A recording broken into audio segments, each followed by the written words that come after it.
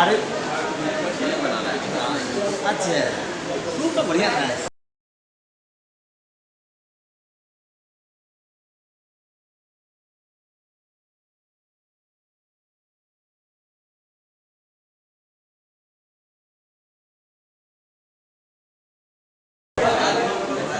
निर्माण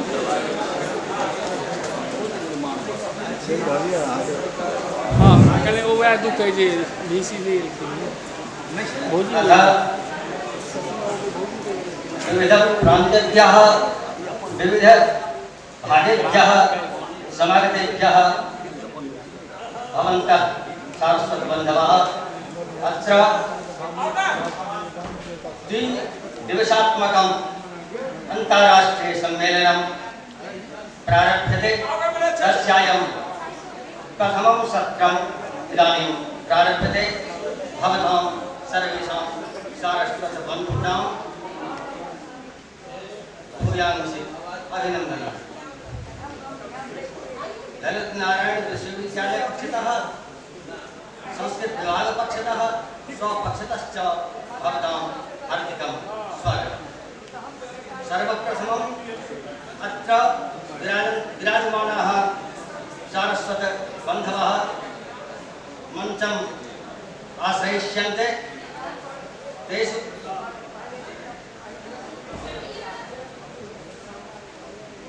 सर्वप्रथमम् आगृह्यन्ते नेपालप्रान्तस्थ प्रोफेसर गोविंद चौधरी जी महाभागाः। इमे प्राचीन विद्वांसः संस्कृतानुरागिणः इदानीम् अस्माकं मध्ये मञ्चं विराजमानाः सन्ति। स्वागतं स्वागतं प्रोफेसर गोविंद चौधरी जी महाभागाः। अतः परम् अस्माकं विश्वविद्यालयस्य संरक्षिकाः प्रख्यात विदुष्यः प्रोफेसर जोली सिन्हा अस्माकं विश्वविद्यालयस्य प्रतिकुलपतयः संरक्षिकाः निवेद्यन्ते यत् शासनम् अलङ्कृत्य अस्मान् कृतार्थयिष्यन्ति। माननीय प्रोफेसर जोली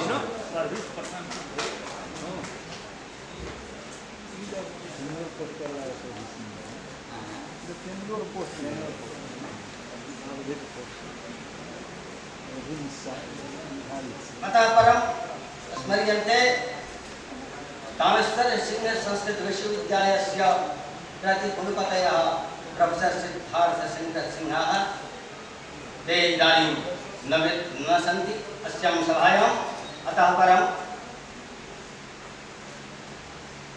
प्रख्यात कीर्तयः यशस्विनः प्राक्तन कुलपतयः तिरुपति राष्ट्रीय संस्कृत केंद्रीय विश्वविद्यालयस्य प्रोफेसर राधाकांत ठाकुर महोदयाः निवेद्यन्ते यत् आसनम् आश्रित्य सभाम् अलङ्करिष्यन्ति। प्रोफेसर डॉक्टर राधाकांत ठाकुर महोदय।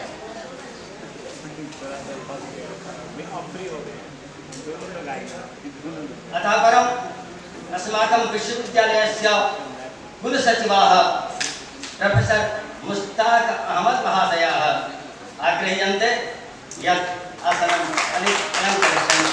प्रोफेसर मुश्ताक अहमद महाशयाः।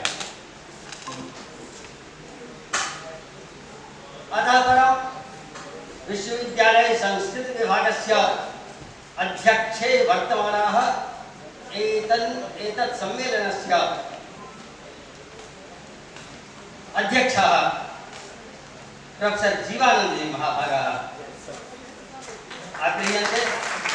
ते आसनं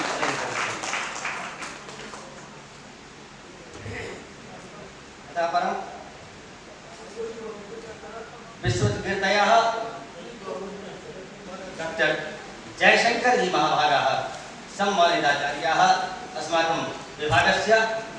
तेपि अनुरुध्यन्ते यत् आसनम् अलङ्कृत्य अस्मान् कृतार्थयिष्यन्ति। प्रोफेसर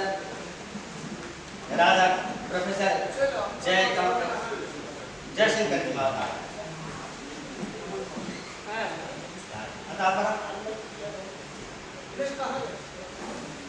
अतः परम मानविकी की संकाय प्रमुखाः विविध शास्त्र विशारदाः प्रोफेसर रमण जी महाभागाः विनिवेद्यन्ते यत् ते आसनम् अलङ्कृत्य अस्मान् अनुग्रहिष्यन्ति। प्रोफेसर रमण जी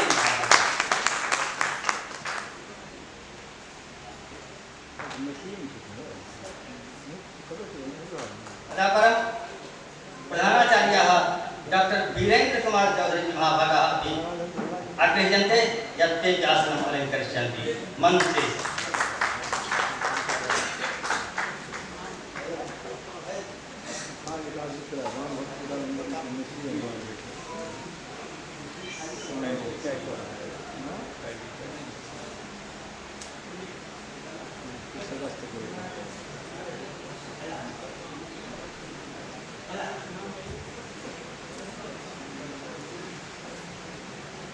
अस्यां सभायां यदि उपस्थिताः विद्यन्ते प्रोफेसर वैद्यनाथ मिश्र महाभागाः स्नातकोत्तर संस्कृत विभागाध्यक्षाः छपरा जयप्रकाश छपरा विश्वविद्यालयाः यदि ते अत्र उपस्थिताः सन्ति तेऽपि विनिवेद्यन्ते यत् आसनम् अलङ्करिष्यन्ति।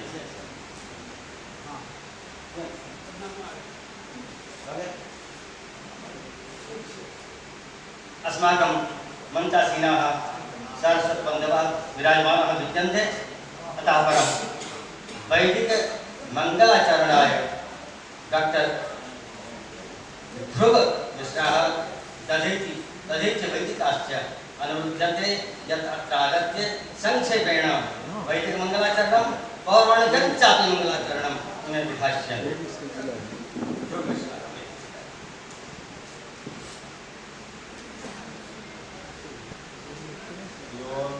तविष्यमवाचमिमां प्रसुप्तां सञ्जीवयत्यखिलशक्तिधरः स्वधाम्ना अन्याश्च हस्तचरणश्रवणत्वगादि प्राणान्नमो भगवते पुरुषाय तुभ्यम्। ॐ श्रीवेदपुरुषाय नमः। हरे ॐ स्वस्ते न इन्द्रो बृहस्पतिः स्वस्ते नः पूर्वा विश्ववेदाः स्वस्ते नस्तार्क्ष्यो अरिष्टनेमिः स्वस्ते नो बृहस्पतिर्दधातु प्रेखादस्वा मारुताः प्रश्नेमातरः सुमन्त्यावानो विदधे कोजगमायाः अग्निर्जित्वा मानवाः सोनचक्षासो विश्वे नो देवा अवसागमन्मिह भद्रां कर्णेभिः शृणुयामदेवा भद्रां पश्येमाक्षरक्षजत्राः स्थिरैरङ्गैस्तुष्टुवागुंसस्तानो धृत्रासे माहि देवहितञ्जदायोः। हरिः ॐ शान्तिः शान्तिः शान्तिर्भवतु महिमारम्भः स्वाय भवतु। ॐ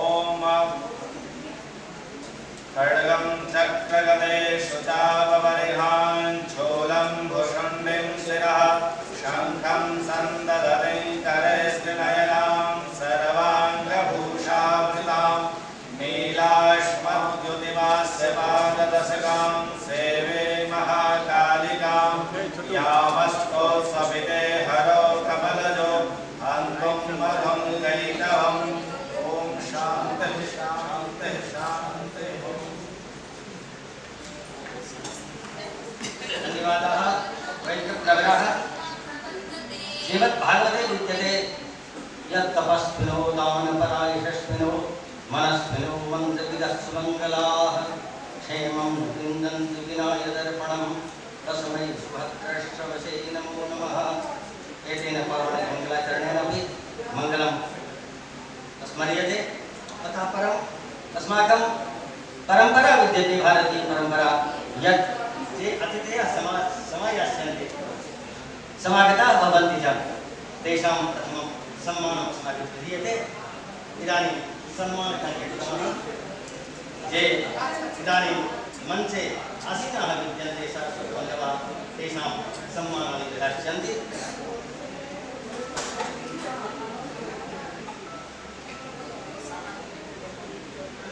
अथ च एका उद्घोषणा यत् कस्याश्चिदपि सभायाः एकम् अध्यक्षपदं निर्वहन्ति अत्र अस्माकं मध्ये माननीयाः प्रतिकुलपतयः अस्माकं संरक्षकाः प्रोफेसर जॉली सिन्हा महाशयाः अनुरुध्यन्ते यत् ते अस्याः सभायाः अध्यक्षं निर्वक्ष्यन्ति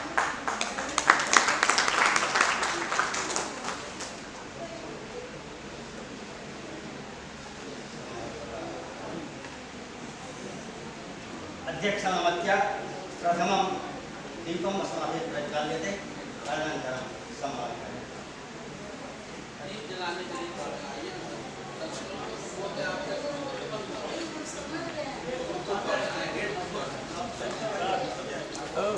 कैमरा भाई भैया सामने नहीं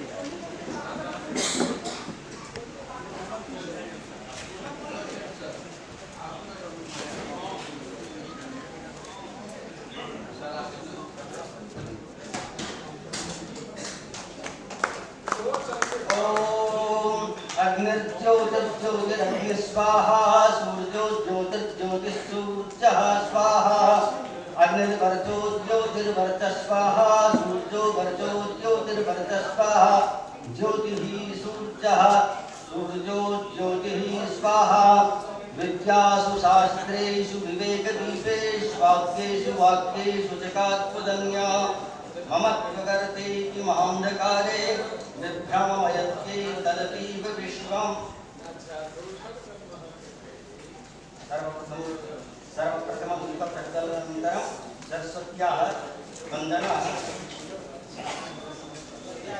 सरस्वती वन्दना उपस्थिताभिः शोधनछात्राभिः प्रस्तुते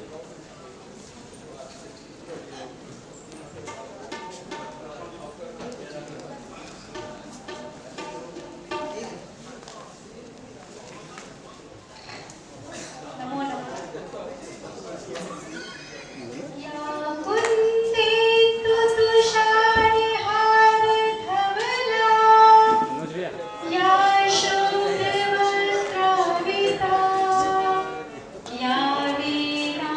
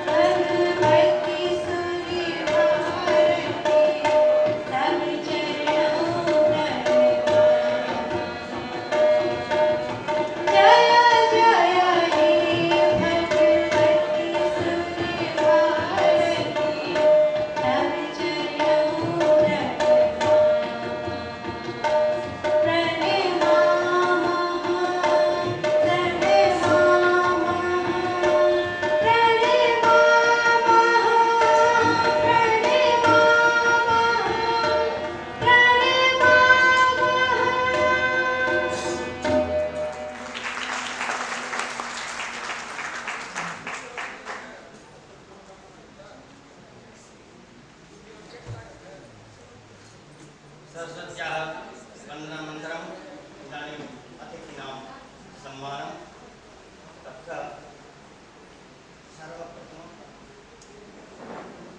अस्माकं विश्वविद्यालयस्य संरक्षकाः प्रोफेसर् डोलिशनमहोदयः याः महाशयाः इदानीं अस्याः सभायाः अध्यक्षं निर्वहन्ति तासां सम्मानं करिष्यन्ति।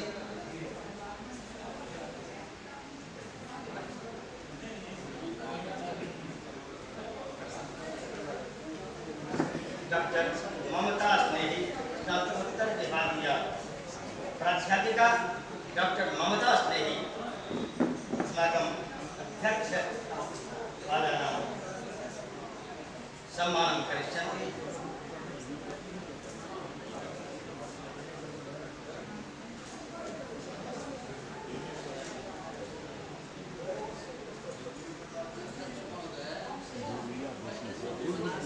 डॉक्टर ममता सामने नहीं आओ।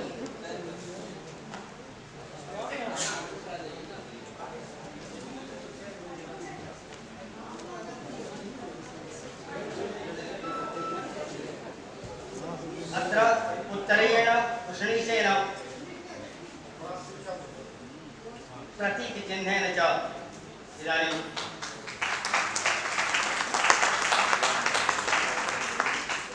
अतः परं तिरुपति विश्वविद्यालयतः समागताः पूर्वकुलपतयः प्रख्यातकृतयः प्रोफेसर राधाकांत ठाकुर महाशयां सम्मानेन समादयिष्यन्ति। Doctor R N. चौरसिया महाशय डॉक्टर आर.एन. चौरसिया महाशयेन प्रोफेसर राधाकांत ठाकुर महाभागाः ये कुलपतितराः तिरुपति संस्कृत विश्वविद्यालयस्य तेषां सम्मानं विदधाति। Doctor R N. चौरसिया संस्कृत विभागाध्यक्षस्य सह प्राचार्य डॉक्टर आर.एन. चौरसिया।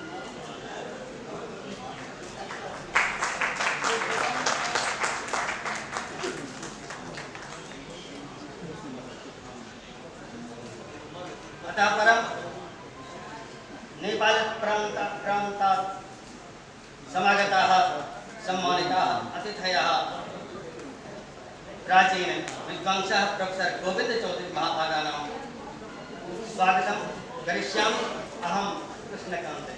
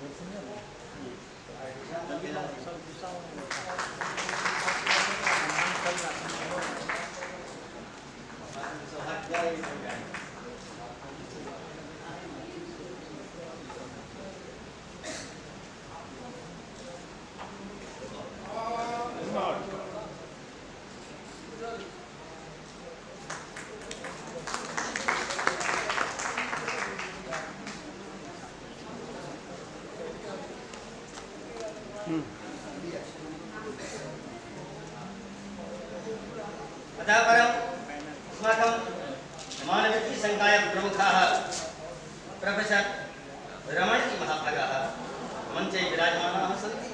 तेषां सम्मानं विधास्यन्ति। नारायण कुमार झा आयोजन सचिवाः एतत् अंतर्राष्ट्रीय सम्मेलनस्य आयोजन सचिवाः रामकृष्ण महाविद्यालये यशस्विनः संस्कृताध्यापकाः अतिथिशिक्षकाः आयोजन सचिवास्य सम्मेलनस्य नारायण कुमार झा प्रोफेसर रमण झा मानविकी संकाय अध्यक्षाणां नारायण विश्वविद्यालयस्य विविध विद्याविशारदानां स्वागतं सम्मानं करोति।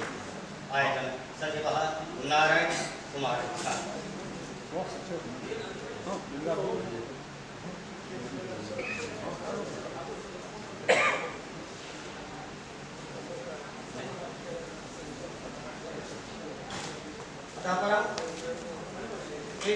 सम्मेलनस्य अध्यक्षाः संस्कृत विश्वविद्यालये संस्कृत विभागाध्यक्षः प्रोफेसर जीवानंद महाभागाः इदानीं विराजन्ते।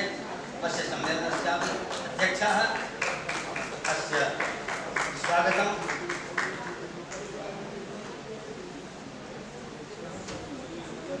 अहमेव कर्तुम्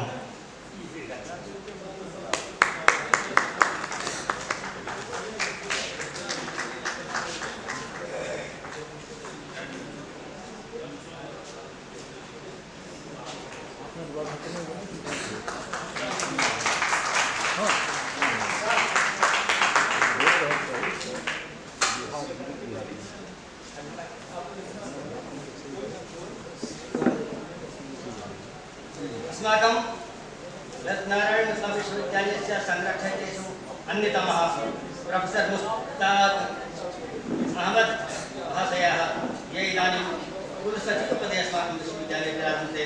तेषां सम्मानं करिष्यन्ति प्रोफेसर जीवानन्द महाभागाः संस्कृत विभागाध्यक्षाः। एतत् सम्मेलनस्यापि अध्यक्षः प्रोफेसर जीवानन्द।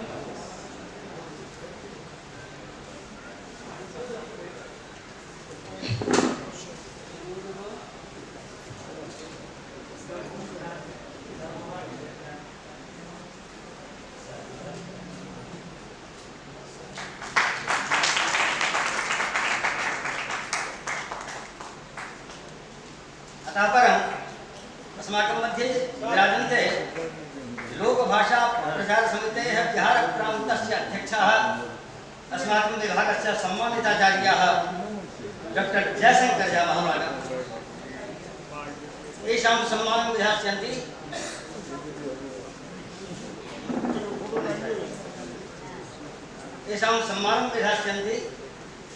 विभागाध्यक्षाः जीवानन्द महाभागाः।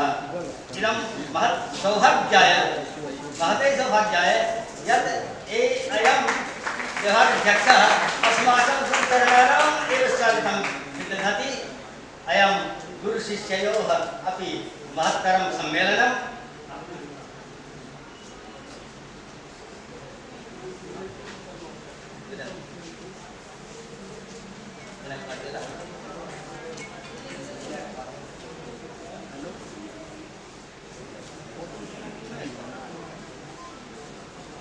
अतः परम् अधिमन्त्रं विराजन्ते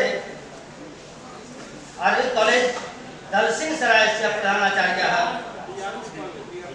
वीआरपी कॉलेज समस्तीपुरस्य प्रधानाचार्यः डॉक्टर वीरेंद्र कुमार चौधरी महाभागाः। तेषां स्वागतं ददाति अस्माकं विभागाध्यक्षः प्रोफेसर जीवानन्द महाभागाः। अयमपि सौभाग्यस्य विषयः यत् इमौ द्वौ अपि सतीर्थ्यौ वर्तेते। इदमपि सूच्यते यत् एकः सतीर्थ्यः अपरं सतीर्थ्यं कालिदाससम्मानेन सभाजयन्ति।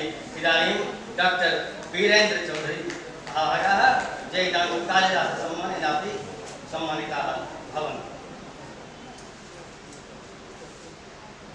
वस्तुतः मंचस्थाः ये सन्ति तेषां सम्मानं विधाय अहम्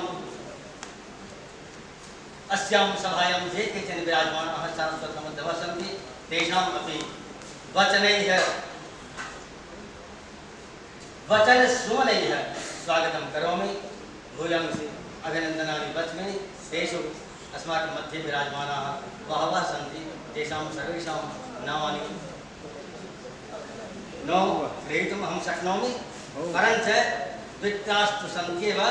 अत्र विराजन्ते अस्माकं गुरुवः संस्कृत विश्वविद्यालयस्य प्रोफेसर सुरेश्वर झाजी महाभागाः। तेषां चरणसन्निधौ अहम् उपविश्य विद्याम् अधिगतवान्। तेभ्यः प्रणतिपूर्वकम् अहं स्वागतं करोमि। अतः परम् अस्माकं सतीर्थ्यः विद्यते प्रोफेसर रामजीवन मिश्रः य इदानीं वाराणसी हिंदू विश्वविद्यालये ज्योतिष विभागाध्यक्षे विराजमानाः सन्ति। इमे पूर्व विभागाध्यक्षः अयमपि उद्घोषणीयः यत् अयम् अस्यां सभायाम् आर्यभट्ट सम्मानेन सभाजयिष्यते सम्मान समारोह कार्यक्रमे। अतः परम् अस्माकं मध्ये विराजमानाः सन्ति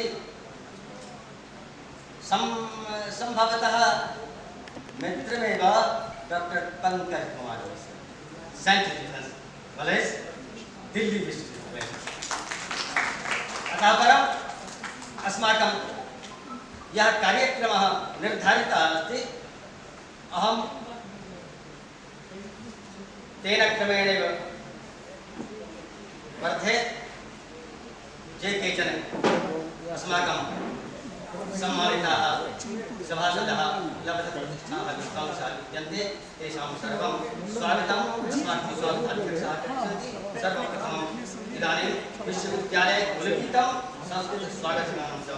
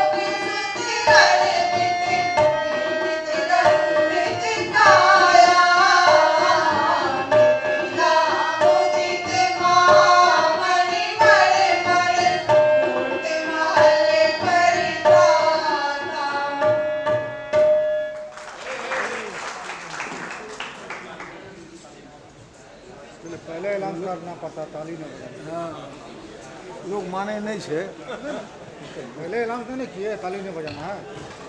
पहले ऐलान करना चाहिए ताली नहीं बजाना। कतो लेकिन नहीं छे।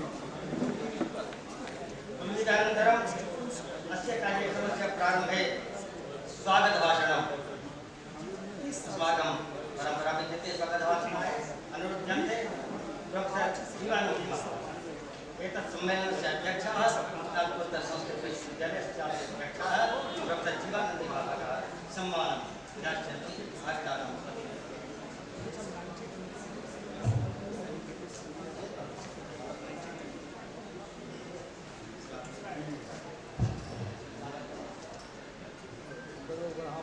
धन्यवादः।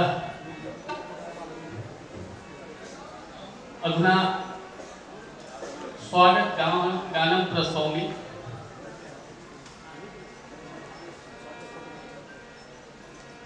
कानने कोकिलानाम् अहो पूजनं दीपे विद्यावतां स्वागतं वन्दनं। कानने कोकिलानाम् अहो पूजनं दीपे विद्यावतां स्वागतं वन्दनं। स्वागतं स्वागतं स्वागतं स्वागतं माननीयातिथीनां स्वागतं। माननीयातिथीनां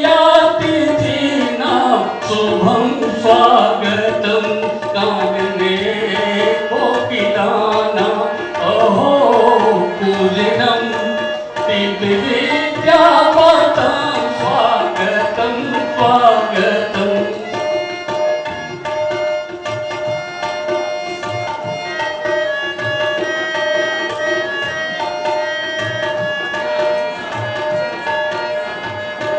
श्रीमातां धीमातां दर्शनं पावनं प्राप्य चेतः प्रफुल्लं प्रमोदं गतं।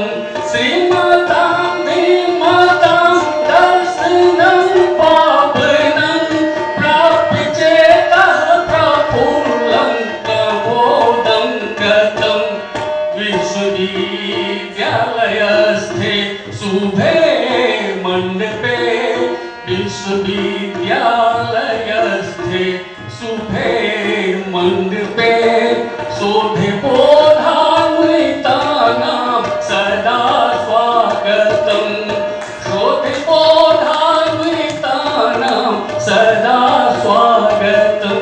कानने कोकिलानाम् अहो पूजनं दिव्य विद्यावतां स्वागतं वन्दनं।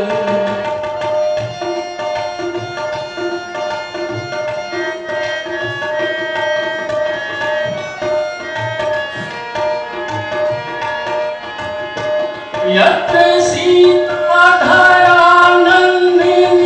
मैथिली ज्ञान भक्ति क्रिया सर्वयोगान्विता। ज्ञान तन्त्रेण विद्यायुक्ता त्रिभुक्तौ समेषां मुदा स्वागतं। कानने कोकिलानाम् अहो पूजनं दिव्य विद्यावतां वन्दनं स्वागतं। दिव्य विद्यावतां वन्दनं स्वागतं।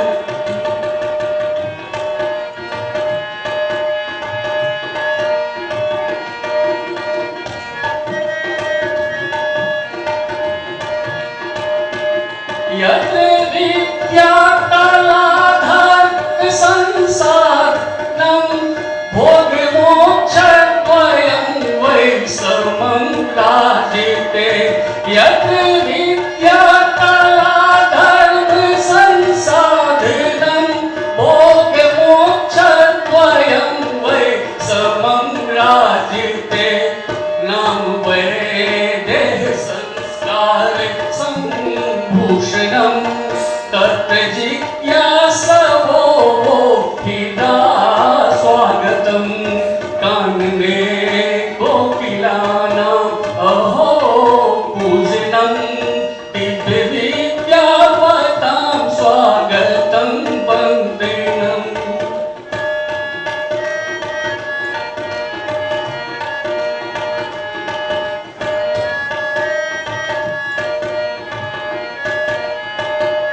पुत्र सौविद्ययुक्ता भवन्तो मुदा पुत्र संसाधनरहित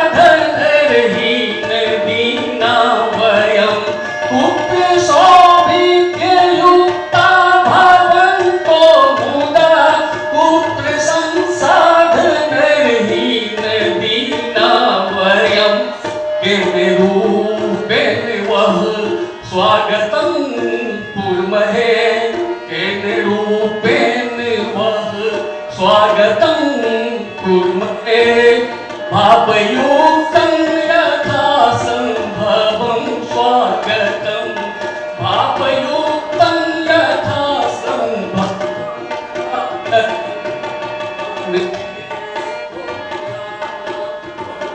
ओ पूजनं दिव्यविद्यां स्वागतं स्वागतं कानने कोकिलानाम् अहो पूजनं दिव्यविद्यावतां स्वागतं वन्दनं स्वागतं स्वागतं स्वागतं स्वागतं माननीयातिथीनां तुरं स्वागतं माननीयातिथीनां तुरं स्वागतं कानने कोकिलानाम् अहो पूजनं दिव्यविद्यावतां स्वागतं स्वागतं दिव्यविद्यावतां स्वागतं स्वागतं धन्यवाद।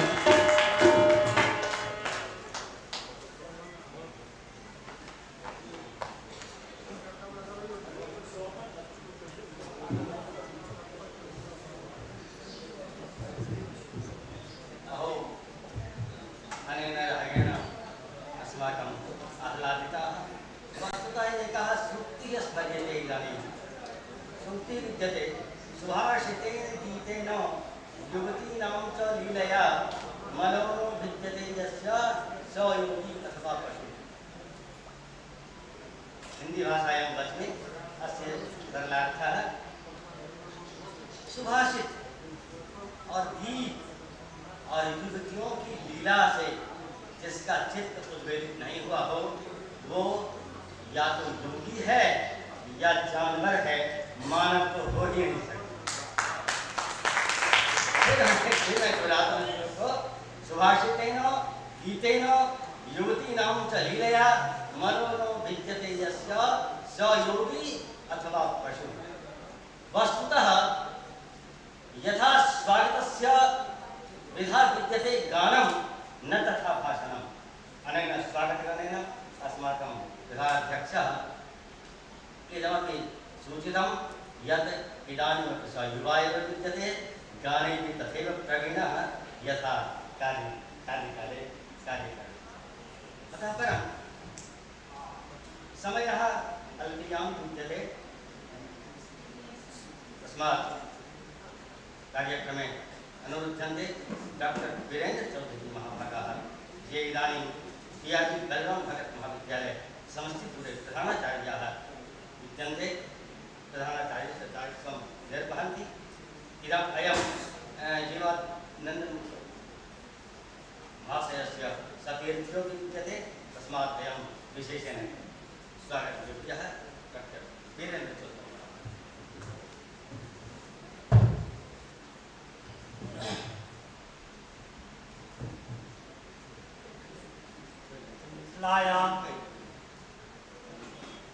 मिथिलायाः परम्परानुसारेण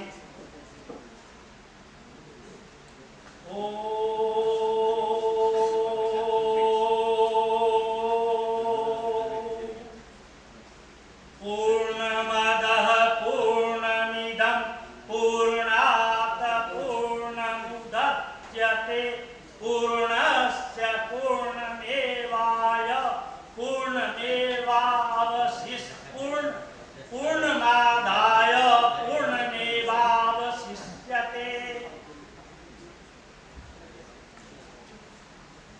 अयं मंत्रः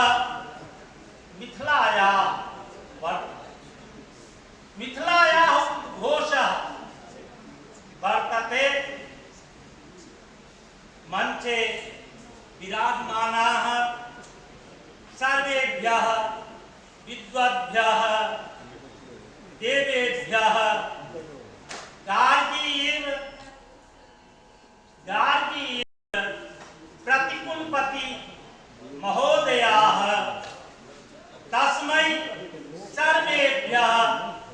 देवेभ्यः नमो नमः।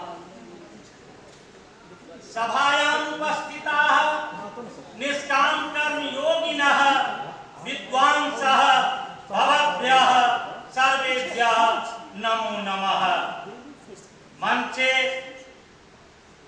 मंचे उपस्थिताः मम मित्रं जीवानंद महाभागाः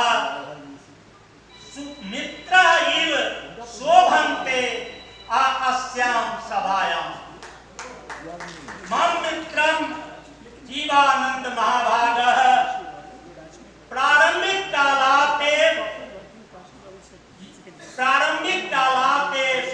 लगनशीलः अध्ययनशीलः च वर्तते। तेभ्यः सर्वेभ्यः पुनः पुनः नमो नमः। अस्मिन् पावन अवसरे उभयोः गुरुदेवः प्रोफेसर त्रिलोकनाथ झा महोदयाः आसन् परं च अद्य स्वर्गवासिनः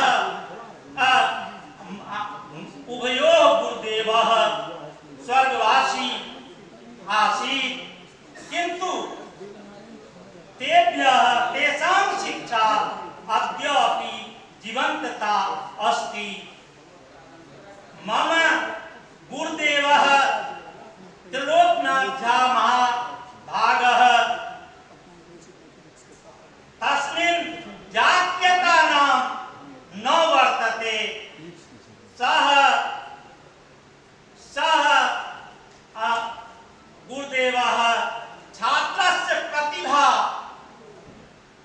प्रतिभा कारणेन छात्राणां पाठ्यन्ते और इस प्रकार वैदिक कालात् अद्य पर्यन्तं संस्कृत भाषायाः क्षेत्रे भारतवर्षस्य मनीषिणां योगदानम् अनुपमं वर्तते। किञ्च मिथिला कश्मीरयोः दर्शनानां क्षेत्रे योगदानम् अप्रतिमम् अद्वितीयं च। प्रेक्षणार्थकात् दृश् धातोः ल्युक् प्रत्यये कृते दर्शन शब्दो निष्पद्यते। दृश्यते अनेनिति दर्शनम् येन साधनेन इदं विश्वम् इदं वस्तुजातं ब्रह्म जीवात्मा प्रकृतिश्च यथा तथ्येन दृश्यते निरीच्यते परीक्ष्यते समीक्ष्यते विविच्यते च तद्दर्शनम्। अतः समग्रमपि आध्यात्मिकम् आदिभौतिकं च विवेचनं दर्शन शब्दान्तर्गतं भवति। मीठी नामना राज्ञा स्थापिता मिथिला। इयं धरा पवित्रतमा वर्तते।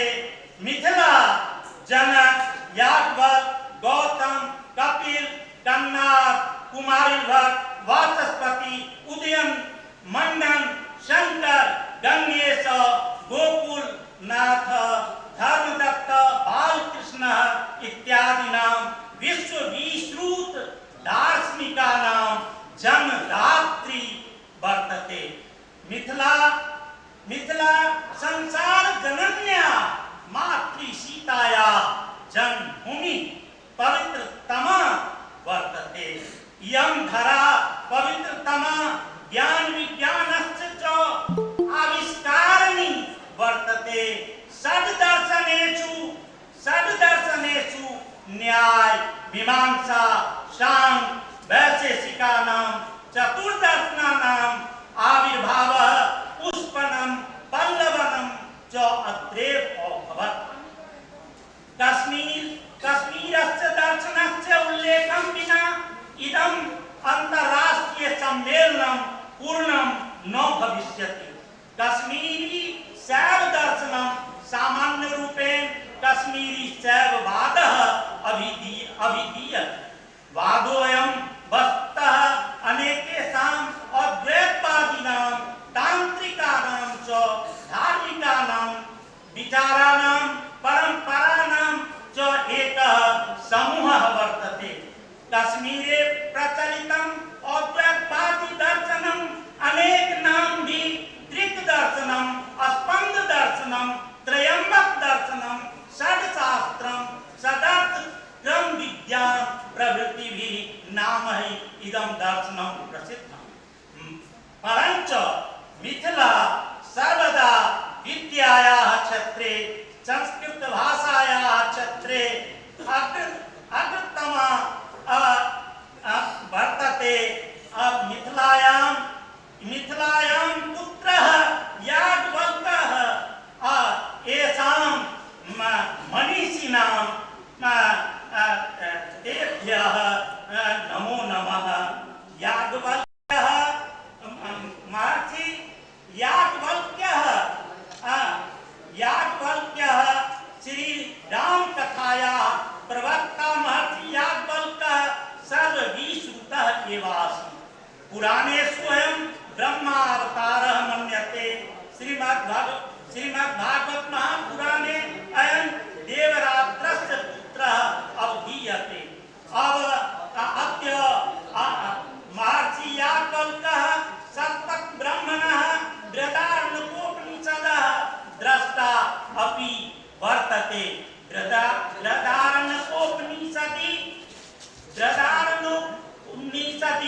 याज्ञवल्क्यस्य शिक्षा वर्तते। आत्मा वा अरे द्रष्टव्यः, श्रोतव्यो, मंतव्यो, निधिध्यासितव्यो। मैत्रेयात्मनो वा अरे दर्शने, श्रवणे, मत्या, विज्ञाने इदं सर्वं विदितम्। महर्षि याज्ञवल्क्यस्य उपदेशो अयं भारतीय दर्शनानां धर्मस्य च मूल भित्तिः वर्तते। अद्य मिथिला परम्परानुसारेण अहं मम उद्गारं वर्तते। मम कुलपति महोदयस्य प्रति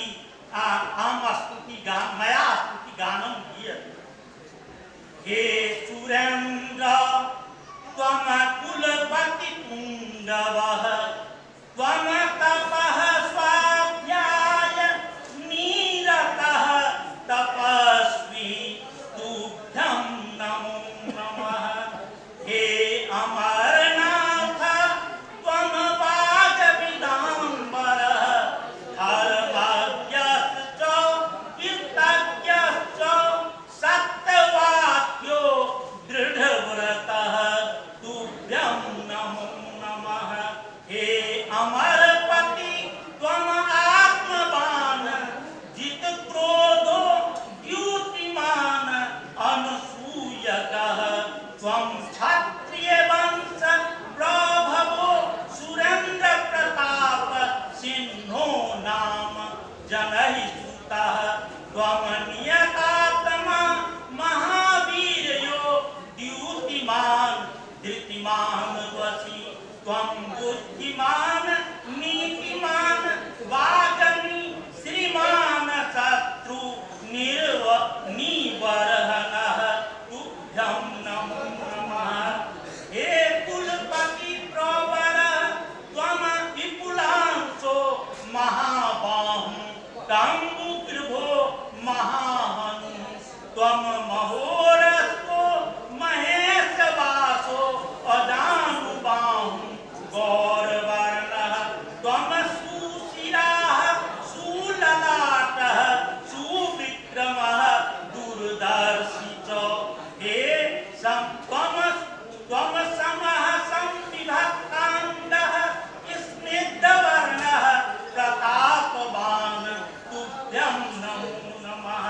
हे सुरराज स्वमतीनवक्षा, विशालाक्षी लक्ष्मीवान् शुभलक्षणः, त्वं धर्मज्ञः सत्यसन्धश्च, शिक्षकानां च हिते रतः, त्वं यशस्वी ज्ञानसम्पन्नः, शुचिर्वस्य समाधिमान्, त्वं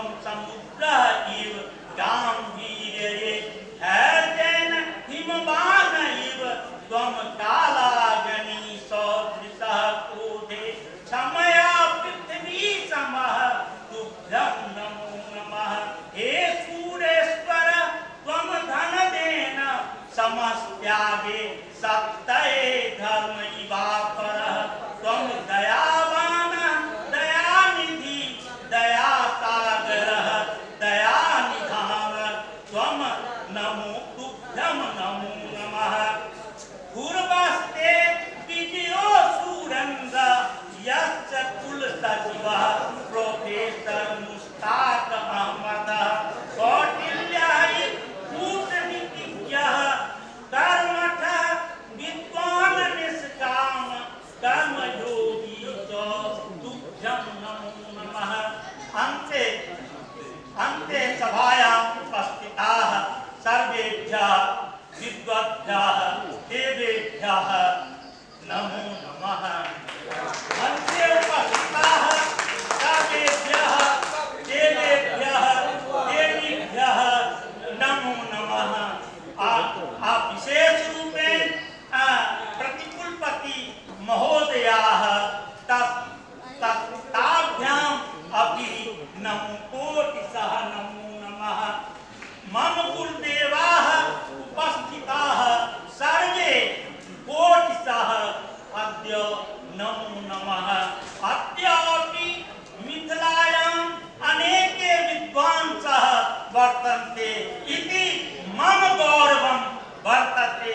मिथिला कन्या अद्य अपि स्वपुत्राणां विदुषां पुत्राणां प्राप्य कन्या अस्ति कृत्या नमो।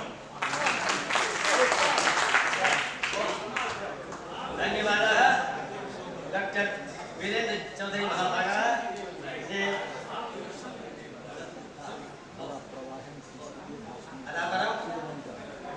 एकम् उद्घोष्यते यत् अस्माकं मध्ये विराजमानः अस्ति डॉक्टर सत्यनारायण पासवानः, यः इदानीं मञ्झौर महाविद्यालये प्रधानाचार्यः विद्यते।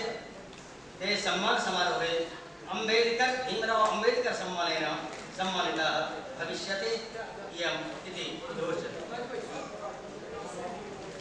धन्यवादः।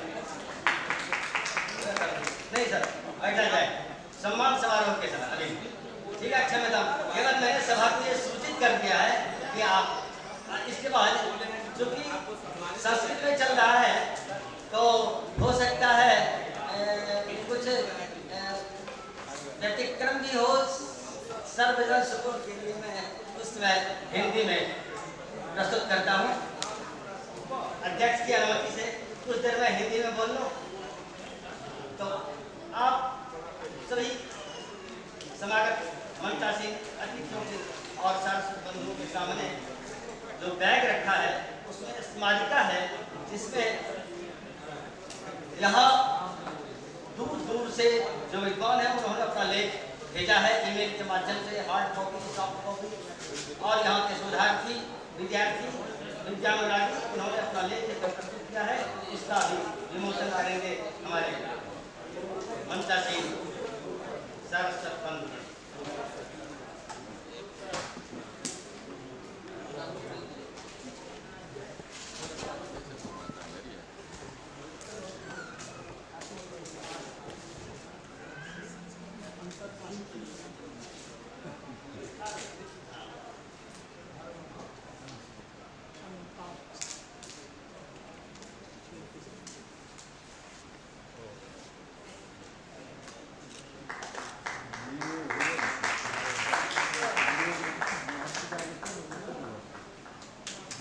वस्तुतः सरस्वती की आराधना का विकसित कमल स्मारिका ही है, क्योंकि मैंने जो बोल दिया या किसी विद्वान ने जो भी प्रवचन दिया तो आजकल तो रिकॉर्ड भी हो जाता है। कुछ पहले तो रिकॉर्ड भी नहीं होता था, लेख के माध्यम से ही वो जीवित रहता था। तो हम लोगों ने भी चूंकि समय कम मिला और ये अंतर्राष्ट्रीय सम्मेलन का हम लोगों ने निर्णय लिया, हमारे विश्वविद्यालय के पदाधिकारियों ने, अग्रजों ने और अनुजों ने, खास करके शोध के छात्रों ने हमारा बहुत साथ दिया है, जिससे यह अंतर्राष्ट्रीय सम्मेलन आपके सामने इस प्रकार प्रस्तुत है। और स्मारिका का विमोचन करने में भी हमारे आयोजन सचिव का कितना श्रम है मैं बता नहीं सकता। आज सुबह में वो 7 बजे यहाँ पटना से यहाँ आए हैं।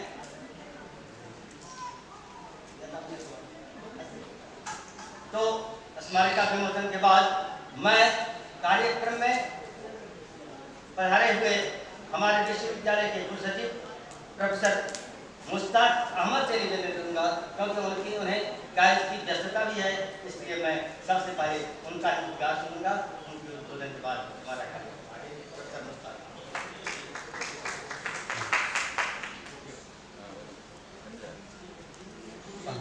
विभाग कर्नाटक विद्यालय द्वारा आयोजित 2 दिवसीय अंतर्राष्ट्रीय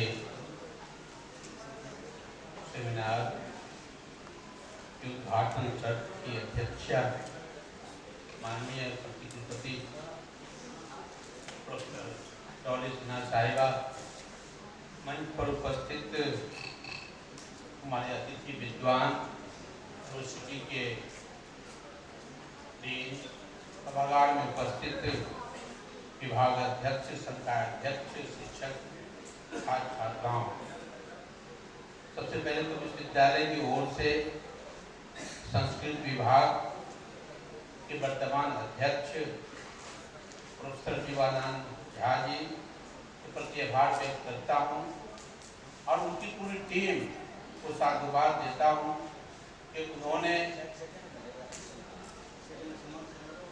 इस प्रकार का आयोजन विश्वविद्यालय परिसर में किया है, जो विश्वविद्यालय की कार्य संस्कृति, एकेडमिक कार्यक्रमों की रूपरेखा की जो दशा और दिशा है उसका द्योतक है। मैं संस्कृत भाषा में आपके समक्ष नहीं बोल सकता, ये हमारी मजबूरी है, लेकिन मैं साहित्य का छात्र हूँ। उर्दू, पर्शियन, अरबी के माध्यम से संस्कृत भाषाओं के इतिहास को पढ़ता रहा और संस्कृत भाषा का जो महत्व है, उसकी जो प्रासंगिकता है, उससे अवगत है। जब मैं सीएम कॉलेज में प्रधानाचार्य था, उस समय भी आनंद चौरसिया साहब ने संस्कृत भाषा से संबंधित एक भाषा के बोलचाल से संबंधित एक वर्कशॉप किया था और उस समय मुझे लगता है कि दिल्ली में जो संस्कृत संस्थान है उसके अध्यक्ष भी वहां पधारे थे।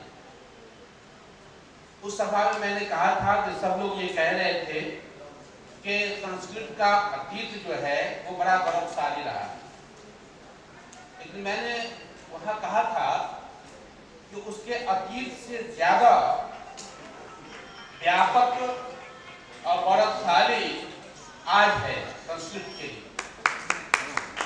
और उसका कारण है कि संस्कृत के बारे में या गलतफहमी ही क्यों न हो, ये कहा जाता रहा कि ये देववाणी है और एक खास वर्ग की ये भाषा है, लेकिन आज उसकी व्यापकता ये है कि प्रोफेसर आनंद चौरसिया भी संस्कृत विभाग के शिक्षक हैं। ये इसकी व्यापकता का होता है। अगर गलतफहमी ये फैलाई गई कि ये केवल वेद और धर्म की भाषा है और एक खास वर्गों को वंचित किया गया है भाषा पढ़ने से, एक समय काल में जिसे आप अतीत कहते हैं, तो मैं समझता हूँ कि उस अतीत से आज ये ज्यादा गौरवशाली है कि आज भाषा का सभी वर्गों के लोग अनिवार्य तौर पर पढ़ते हैं, लिखते हैं, करते हैं। हर एक भाषा के छात्र होने के नाते भारत में ही सिर्फ ये एक विडंबना है कि हम भाषाओं का क्षेत्र भौगोलिक होता है। भौगोलिक क्षेत्र में भाषाएं पनपती है, अलग अलग क्षेत्रों में अलग अलग भाषाएं जन्म लेती है, अलग राष्ट्रों में अलग भाषाएं होती हैं, लेकिन भारत एक ऐसा देश है जहां ये गलतफहमी फैलाई जाती रही कि इस भाषा का अमुक धर्म से संबंध है, इस भाषा का अमुक धर्म से संबंध है। ऐसा नहीं है। भाषाओं का कोई धर्म नहीं है, भाषाओं का भौगोलिक क्षेत्र है और उस क्षेत्र में जो रहते हैं, निवास करते हैं, वो सभी की भाषाएं होती हैं। यही वजह है कि यहाँ पर संस्कृत के बहुत बड़े विद्वान लोग बैठे हुए हैं और जहाँ पे प्रोफेसर झा साहब बैठे हुए हो, वहाँ तो ये अगर मैं संस्कृत के बारे में कुछ बोलूँ ये मैं भेजता हो तो हिमाकत होगी, लेकिन स्प्रिंगर ने जब कैटलॉग ऑफ ओथ लिखा, अवध के नवाबों की यहाँ जितनी किताबें थी उसका कैटलॉग बनाया। संस्कृत का भी एक वॉल्यूम है और स्प्रिंगर के उसके वो हिंदी में तर्जुमा भी हम मुझे याद आ रहा है, देवी प्रसाद ने 1880 में इलाहाबाद यूनिवर्सिटी ने इसको प्रकाशित किया। संस्कृत के लोगों ने वो जरूर पढ़नी चाहिए। और उसमें जो कैटलॉग ऑफ अवध में स्प्रिंगर ने जो इस भाषा का बखान किया है और इस भाषा की व्यापकता को लिखी है, खास करके वो जो वॉल्यूम है जिसको देवी प्रसाद ने 1880 में दूसरी भाषाओं में उसको किया है कि अवध के नवाब के यहाँ कितनी संस्कृत की किताबें थी, उसका जो प्रीफेस है उसको पढ़ने से अंदाजा होता है। इसलिए ये भाषा या कोई भी भाषा अपने भौगोलिक क्षेत्र के अनुसार उसकी व्यापकता बढ़ती है, घटती है। संस्कृत भाषा केवल वेद और पुराण की भाषा नहीं है, जैसा कि जीवानंद जी ने इसका विषय रखा है विज्ञान, ज्ञान और विज्ञान के क्षेत्र में। और एक बड़ा काम इन्होंने किया है कि जब वो गए थे हमसे मिलने के लिए तो मैंने उनसे एक प्रश्न किया था कि आपको लाइब्रेरी, आपने श्रीनगर में पहाड़ी के ऊपर जो लाइब्रेरी है आपने देखी कि नहीं? उन्होंने मुझे बताया कि मैं वहां गया हूँ। वहां दारा शिको 12 सालों तक संस्कृत किताबों का अध्ययन करता रहा। शाहजहां ने अपने बेटे को दारा शिको को संस्कृत पढ़ने के विद्वान बनाया उसने, और दारा शिको ने 100 से अधिक संस्कृत की किताबों का तर्जुमा फारसी में किया, उर्दू में किया। और वो सभी एक जगह लाइब्रेरी में, जब आप कभी श्रीनगर जाएंगे, ढल झील के सामने जो पहाड़ी है उसके ऊपर शंकर भगवान के मूर्ति भी है सामने, उसी जगह वो लाइब्रेरी है और वहाँ सभी किताबें एकत्रित हैं। तो आपको अंदाजा होगा कि संस्कृत भाषाओं को, और खास करके दारा शिको ने जो इसके वैज्ञानिक रूप है उसको पर्शियन में और दूसरी अरबी भाषा में तर्जुमा किया, ट्रांसलेट किया। इसके माध्यम से ये अंदाजा लगता है कि संस्कृत ज्ञान और विज्ञान के क्षेत्र में, और इसीलिए आपने जो कश्मीर को मिथिला से जोड़ने की कोशिश की है, ये एक व्यापकता का रूप आपने धारण किया है।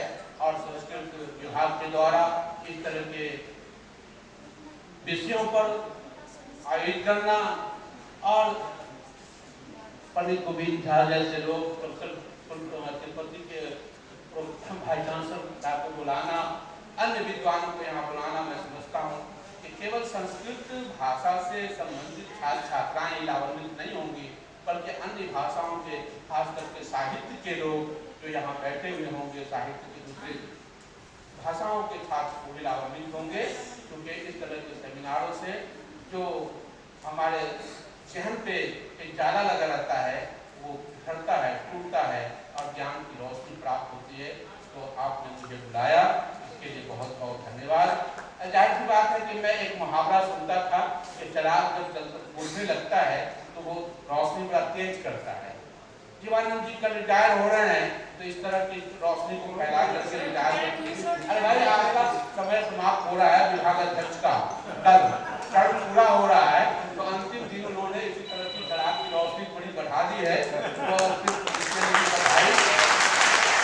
और आज दूसरे जो अध्यक्ष वो आने वाले हैं उनको एक चैलेंज करने जा रहे हैं कि हमने अंतिम समय में इतना बड़ा आयोजन किया है, तो आप आपके के साथ भी कोई आयोजन करेंगे।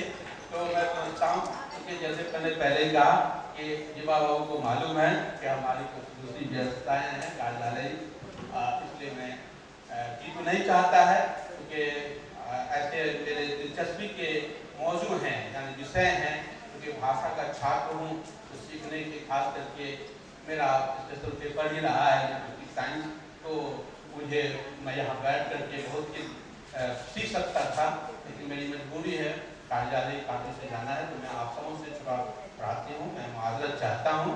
और खास करके आयोजन समिति के अध्यक्ष इजाज़त लेता हूँ, और अध्यक्ष इस सभा की जो है माननीय प्रतिनिधि मिला उससे भी विनती करता हूँ मुझे जाने की इजाज़त देंगी। बहुत बहुत शुक्रिया।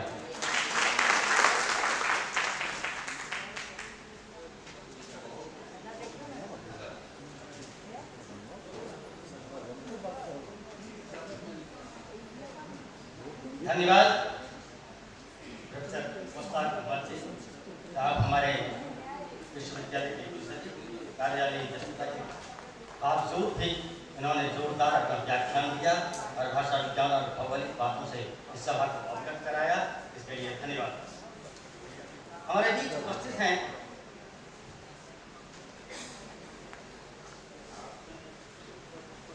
श्री श्री अक्षात स्वामी चिदात्मा जी महाराज के प्रतिनिधि और MLC doctor professor Baidyanath Chaudhary.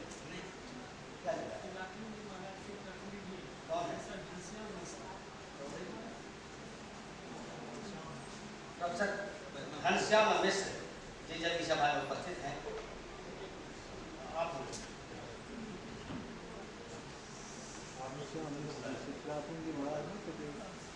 हमारे बीच उपस्थित हैं जयप्रकाश नारायण विश्वविद्यालय छपरा के स्नातकोत्तर संस्कृत विभाग अध्यक्ष प्रोफेसर बैद्यनाथ मिश्र जी।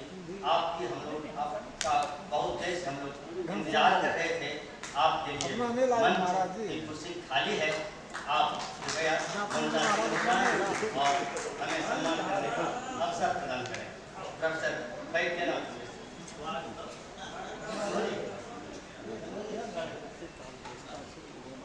हमारे व्यवहाराध्यक्ष जीवानंद जी उनका स्वागत कर रहे हैं। जयप्रकाश नारायण विश्वविद्यालय छपरा के स्नातकोत्तर संस्कृत विभाग अध्यक्ष प्रोफेसर बैद्यनाथ मिश्र। स्वागत है चालक पास और मेमन से प्रोफेसर बैद्यनाथ मिश्र जी का हमारे विश्वविद्यालय की ओर से, हमारे विभाग की ओर से।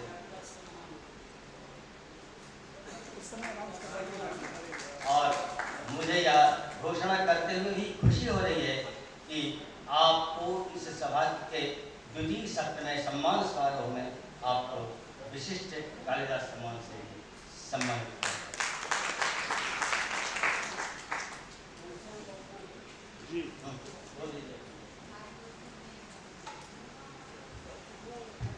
श्री श्री 108 स्वामी चिदात्मा जी महाराज सिमरिया धाम बेगूसराय। उनकी अति व्यस्तता के कारण मुझे तो बहुत हर्ष और प्रसन्नता हुई कि स्वामी चिदात्मा जी महाराज का आशीर्वाद इस सभागार में उपस्थित प्रतिभागियों को भी मिलेगा। लेकिन अति व्यस्ततम कार्यक्रम के कारण स्वयं महाराज यहाँ नहीं पधारे, लेकिन उनके हृदय में बसने वाले बरौनी स्थित रामेश्वर सिंह दरभंगा संस्कृत विश्वविद्यालय का सरस्वती विलास संस्कृत महाविद्यालय के वर्तमान प्रधानाचार्य और स्वामी चिदात्मा जी महाराज के प्रतिनिधि के रूप में इस परिसर में उपस्थित डॉक्टर घनश्याम मिश्र जी से आग्रह है कि कृपापूर्वक मंच पर आसन ग्रहण करें। डॉक्टर घनश्याम मिश्र जी।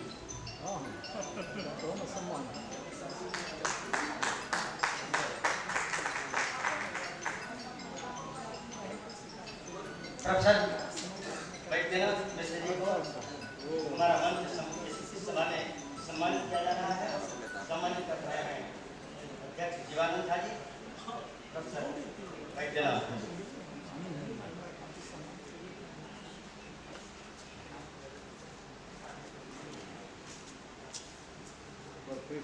प्रोफेसर बैद्यनाथ मिश्र का सम्मान कर रहे हैं।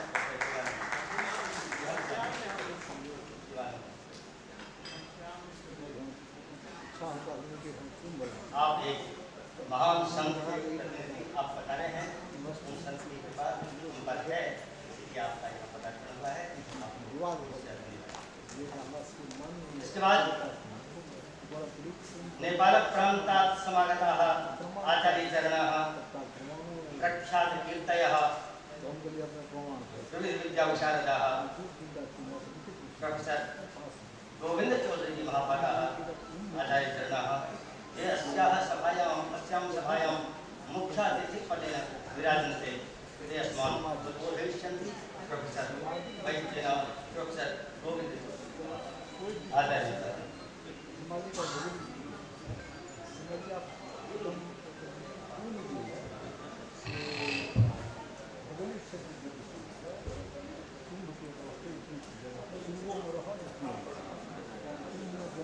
ओम परमात्मने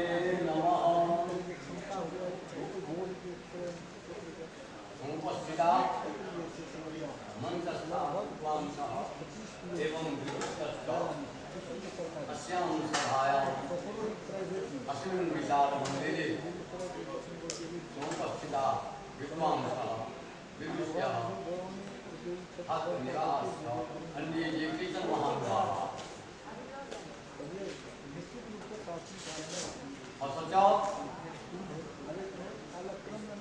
अस्मिन् विशालमन्दिरे अस्माकं मानसमन्दिरे तत्किञ्चित् विषयः समागच्छति तमेव विषयम् अधिकृत्य अहमपि प्रतिपादयितुं कामये यत्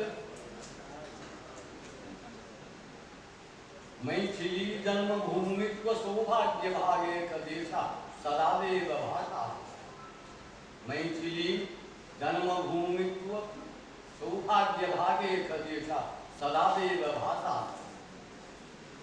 किंतु अर्थलिप्सा युगे स्वल्प तुष्टान्तरो तत्र विद्योतते ध्याति विद्वाश्रय तत्र कालेन देवाश्रयाभावतो वा सुधाभो कवि कांगी टीकाय वाद्रशो निष्क्रियत्वं गतस्तेदिदं किन्न प्रतिकीर्ति संग्रे अलंकार अस्तु इदानीं यद्यपि प्रासङ्गिकोऽयं विषयः तथापि एतादृशं विषयं कल्पयितृत्य अहं किञ्चित् वक्तुं कामये संस्कृतभाषायाम् इदानीं का गतिः वर्तते इति सर्वे विद्वांसः इदानीं कुर्वन्ति एव न तु केषां विदुषां वैमत्यं सम्भवति आशासे अहं यत् जाखलभाषा मण्डलमिश्रस्य गृहे पक्षिणः अन्ये महानुभावाः शूद्रपत्न्याश्च सुभारतीं भाषां प्रवदन्ति स्म इदानीं तु विदुषां मुखारविन्दे पुरुषः संस्कृतभाषा समागच्छति न वा समागच्छति इयमेव एतादृशी स्थितिः इदानीं बलीवर्तते अस्तु तत्र केषामपि दोषो नास्ति अयं तु कालक्रमः कालमर्यादया एतादृशी व्यवस्था सञ्जाता वर्तते एव परन्तु महता प्रयासेन भवितव्यं विद्वद्भिः विद्वांसः संस्कृतभाषां देववाणीं परिचयति आङ्ग्लभाषायां सर्वे महानुभावाः सर्वे विद्यार्थिनः सर्वे विद्वांसः तामेव विद्यां पठितुं कामयन्ति अत एव कथं इयं खलु संस्कृतभाषा इयं खलु संस्कृतविद्या कथं रक्षिता स्यात् यतोहि वैकुण्ठान्यकलान्यूना मिथिला दृश्यते मया वैकुण्ठगानं पुरस्कृत्य भूमौ लक्ष्मी रवाः तत्र एतादृशी परिस्थितिः पुरातनकाले आसीत् तत्र इदानीं समये अस्मिन् समये का गतिः वर्तते सुलभारत्या इति तु सर्वे विद्वांसः समे अन्तेवासिनश्च समे विदुष्यः सर्वे जानन्ति एव निश्चितं न तु केषां विदुषां मतभेदः अस्पृतरां परन्तु इयं संस्कृतभाषा तत्रापि न्यायविद्यायाः अतीव काठिन्यतया का गतिः वर्तते तत्र बुद्धवाचस्पतिमिश्रः शाङ्करभाष्यस्य भामती टीका विरचिता वाचस्पतिमिश्रेण तस्य पठितुं तं पठितुं पाठयितुं वा ये विद्वांसः समर्थाः इदानीं वर्तन्ते भविष्यन्ति च इति सर्वेषां महानुभावानां विदुषां समुपस्थितानां हृदयमेव पर्याप्तं प्रमाणं स्यात् इति मन्यामि परन्तु स्वतः प्रमाणं परतः प्रमाणं सुखाङ्गनां यत्र गिरो गिरन्ति शिष्योपशिष्यै रुदिगीयमानम् अवेहि तनमण्डलमिश्रदाम् यस्यां वेलायां शंकराचार्यः दक्षिण भारतः शास्त्रार्थं कर्तुम् अस्यां मिथिलायां समागतः।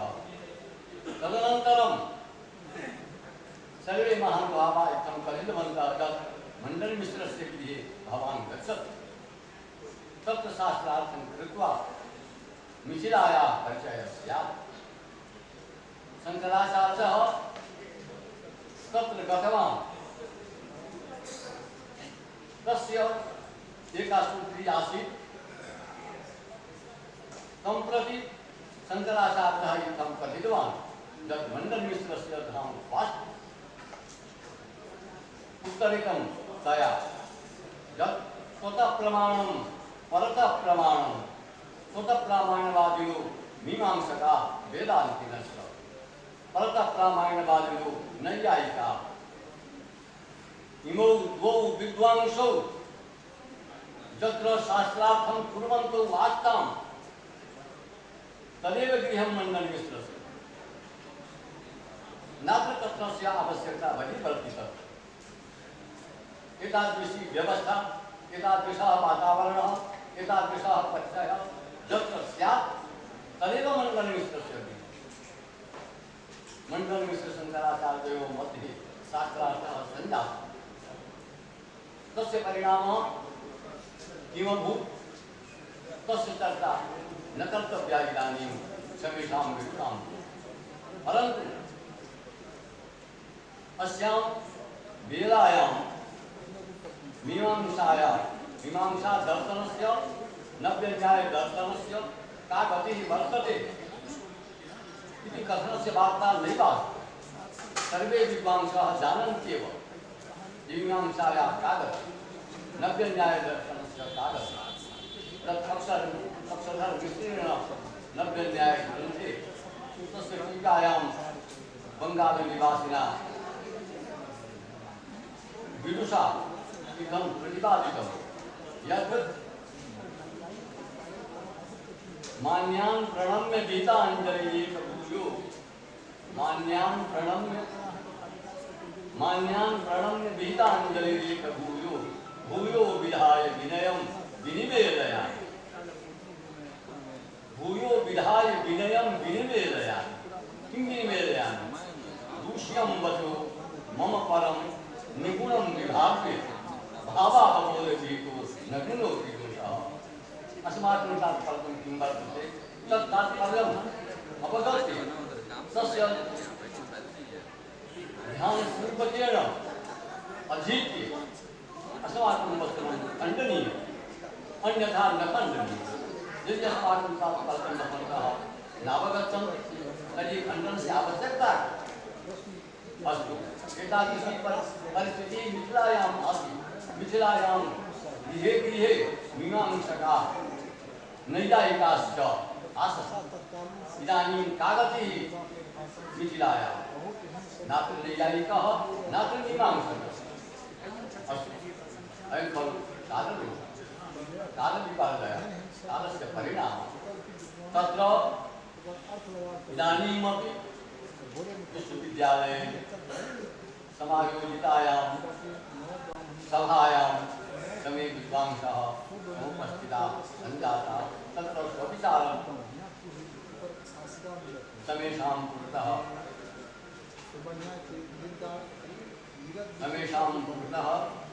विचारं कृत्वा स्वमानसमन्दिरे एतादृशी व्यवस्था एतादृशः विचारः एतादृशः विचारप्रवाहः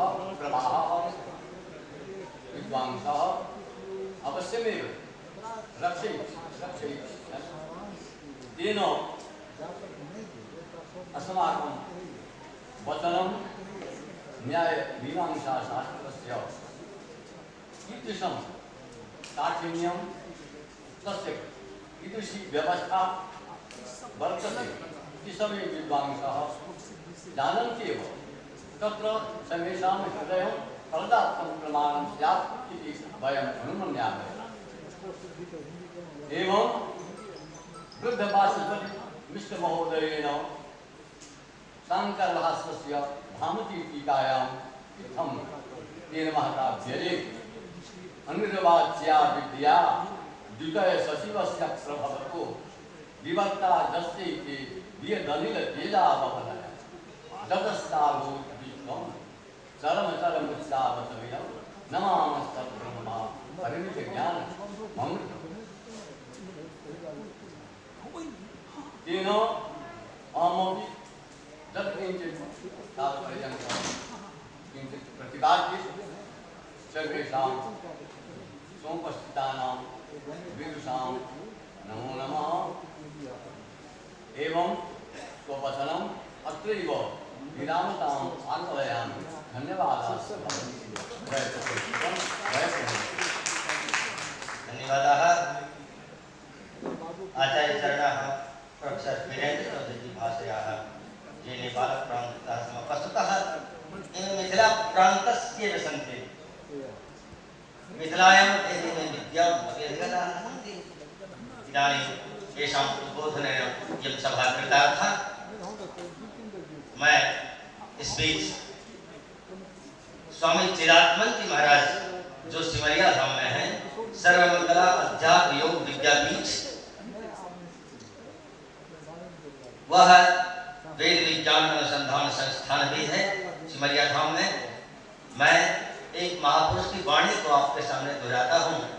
एक महापुरुष ने कहा था यह भारत देश सुरक्षित इसलिए है कि हमारे संत परंपरा और हमारी सेना ये दोनों सजग।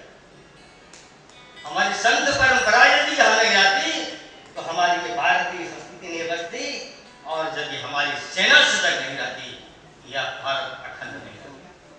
वस्तुतः 16 आने सच है, आप इसका समर्थन करें या न करें, लेकिन मेरे जैसे बहुत व्यक्ति इस बात का अंदर से समर्थन करते हैं। और क्योंकि हम नौकरी करते हैं, हम आजीविका चलाते हैं, हम अपनी सारी विद्या और सारी बुद्धि विवेक अपने परिवार में लगा देते हैं। कालिदास ने कहा है कि तम ज्ञान पर्णयम बलिरम वदम, जो विद्वान केवल विद्यार्थी को इसलिए पढ़ाते हैं कि उन्हें वेतन मिलता है, वो विद्वान नहीं बनिया है। मैं विद्वान की आलोचना नहीं कर रहा हूँ, यह कालिदास की बुद्धि। वस्तुतः विद्वान तो साधु हैं। हमारे सरकार कहा करते थे, समय चूंकि कम है मैं ज्यादा समय नहीं लूंगा, कि 2 प्रयत्न होते हैं व्याकरण में, बाह्य प्रयत्न और आभ्यंतर प्रयत्न। व्याकरण वाले जो अर्थ लगाए, साधुओं ने अर्थ लगाया है कि जो योगियों का बाह्य प्रयत्न है वह तो शास्त्र है, और जो अंतर प्रयत्न है उसे परमात्मा में नहीं जानते। वस्तुतः सच है। तो मैं इस बीच मैं इन बातों में नहीं आना चाहता। हमारे मिथिला के सिद्ध पीठ सिमरिया धाम के स्वामी चिदात्मन जी महाराज, उन्होंने आशीर्वाद के रूप में यह पुस्तिका भेजी है, और अभी आपके सामने इसका लोकार्पण कर रहे हैं मंचासी। और मैं आपसे आग्रह करूंगा कि सबों के हाथ में इसे दे दिया जाए एक-एक, और सब इससे लाभान्वित हो सकेंगे।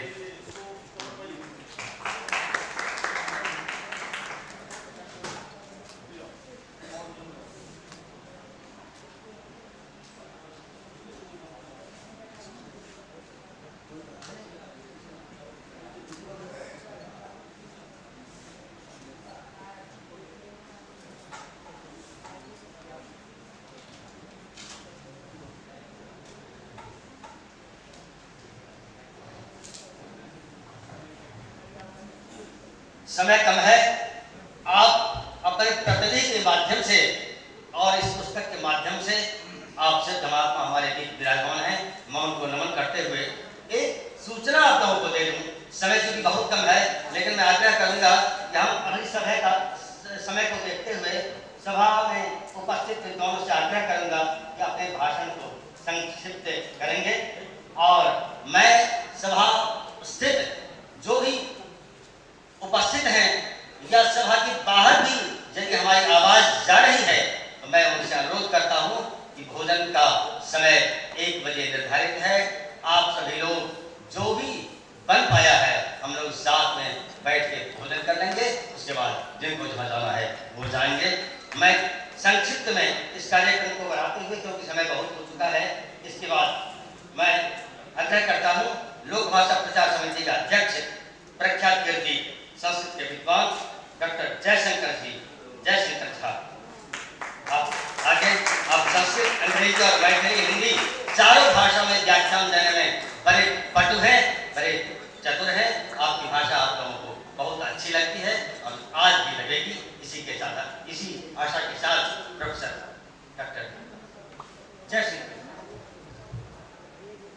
ओम भद्रं कर्णेभिः शृणुयाम देवा, भद्रं पश्येमाक्षभिर्यजत्राः, स्थिरैरङ्गैस्तुष्टुवाग्मंस्तनूभिः, व्यसेमहि देव हितं जदायुः। ओम शांति शांति शांति। महामान्यः अधिमंचम विराज मते है डॉक्टर प्रोफेसर डॉली सिन्हा महोदय, विश्वविद्यालयस्य प्रतिकुलपति महाभागा, अधिमंचम विराजमानाः विभागाध्यक्षाः, मम अतीव प्रेयांसः डॉक्टर प्रोफेसर जीवानंद झा महाभागाः, नेपाल देशतः समायातः संस्कृतस्य मूर्धन्य विद्वांसः डॉक्टर गोविंद चौधरी महाभागाः, अधिमंचम विराजमानाः तिरुपति केंद्रीय संस्कृत विश्वविद्यालयस्य प्राक्तन कुलपति महोदयाः डॉक्टर राधाकांत ठाकुर महाभागाः, मंचे विराजमानाः प्राक्तन संकायाध्यक्षा मानविक्याः डॉक्टर प्रोफेसर रमन झा महोदयाः, डॉक्टर घनश्याम मिश्र महाभागाः, डॉक्टर वीरेंद्र चौधरी महाभागाः, प्रधानाचार्याः बीआरबी समस्तीपुर इत्यस्य, छपरा विश्वविद्यालयस्य जयप्रकाश नारायण विश्वविद्यालयस्य संस्कृतस्य विद्वांसः विभागाध्यक्षः डॉक्टर वैद्यनाथ मिश्र महाभागाः, पुनश्च संचालकाः डॉक्टर कृष्णकांत जी महाभागाः, उपमंचम विराजमानः डॉक्टर सुरेश्वर झा महाभागाः, महान वैयाकरणाः, अन्य च बहवः विद्वांसः, मम छात्राः छात्र्यः वार्ताहराश्च। वस्तुतः अद्य ऐतिहासिक दिवसः वर्तते यद् संस्कृत विभागस्य पुनः लोक भाषा प्रचार समित्याः कामेश्वर सिंह दरभंगा संस्कृत विश्वविद्यालयस्य, जयप्रकाश नारायण विश्वविद्यालयस्य, तिरुपति संस्कृत केंद्रीय विश्वविद्यालयस्य संयुक्त तत्वावधाने सम्मेलनम् इदम् अन्तर्राष्ट्रीयं समायोज्यते। अतीव साफल्यं वयं पश्यामः अत्र यत् प्रायेण बहवः प्रतिभागिनः वर्तन्ते। कश्मीर मिथिला मध्ये किं संस्कृतस्य ज्ञान विज्ञान क्षेत्रे किं योगदानं वर्तते इति विषयम् अवलम्ब्य किमपि कापि चर्चा विहिता वर्तते। एकं तथ्यं निभालनीयं वर्तते यत् कश्मीर प्रदेशः प्राचीन समये कश्यप महर्षिना कश्यपेन पालितः प्रदेशः। कश्यप महाअभियंता महता अभियंता महर्षिना कश्यपेन पूर्वं कश्मीरे या स्थिति आसीत् जलौघः बहु आसीत् तत्र, यथा मिथिलायां प्राचीन समय यज्ञ द्वारा जलाधिक्यस्य समस्या समाप्ति कृता आसीत्, तथैव मानव सभ्यतायाः आज संस्कृतेः प्रसारः तत्र कश्यपेन पोषितः प्रदेशः कश्मीरः, अन्येन मिथि पोषितः प्रदेशः मिथिला प्रदेशः।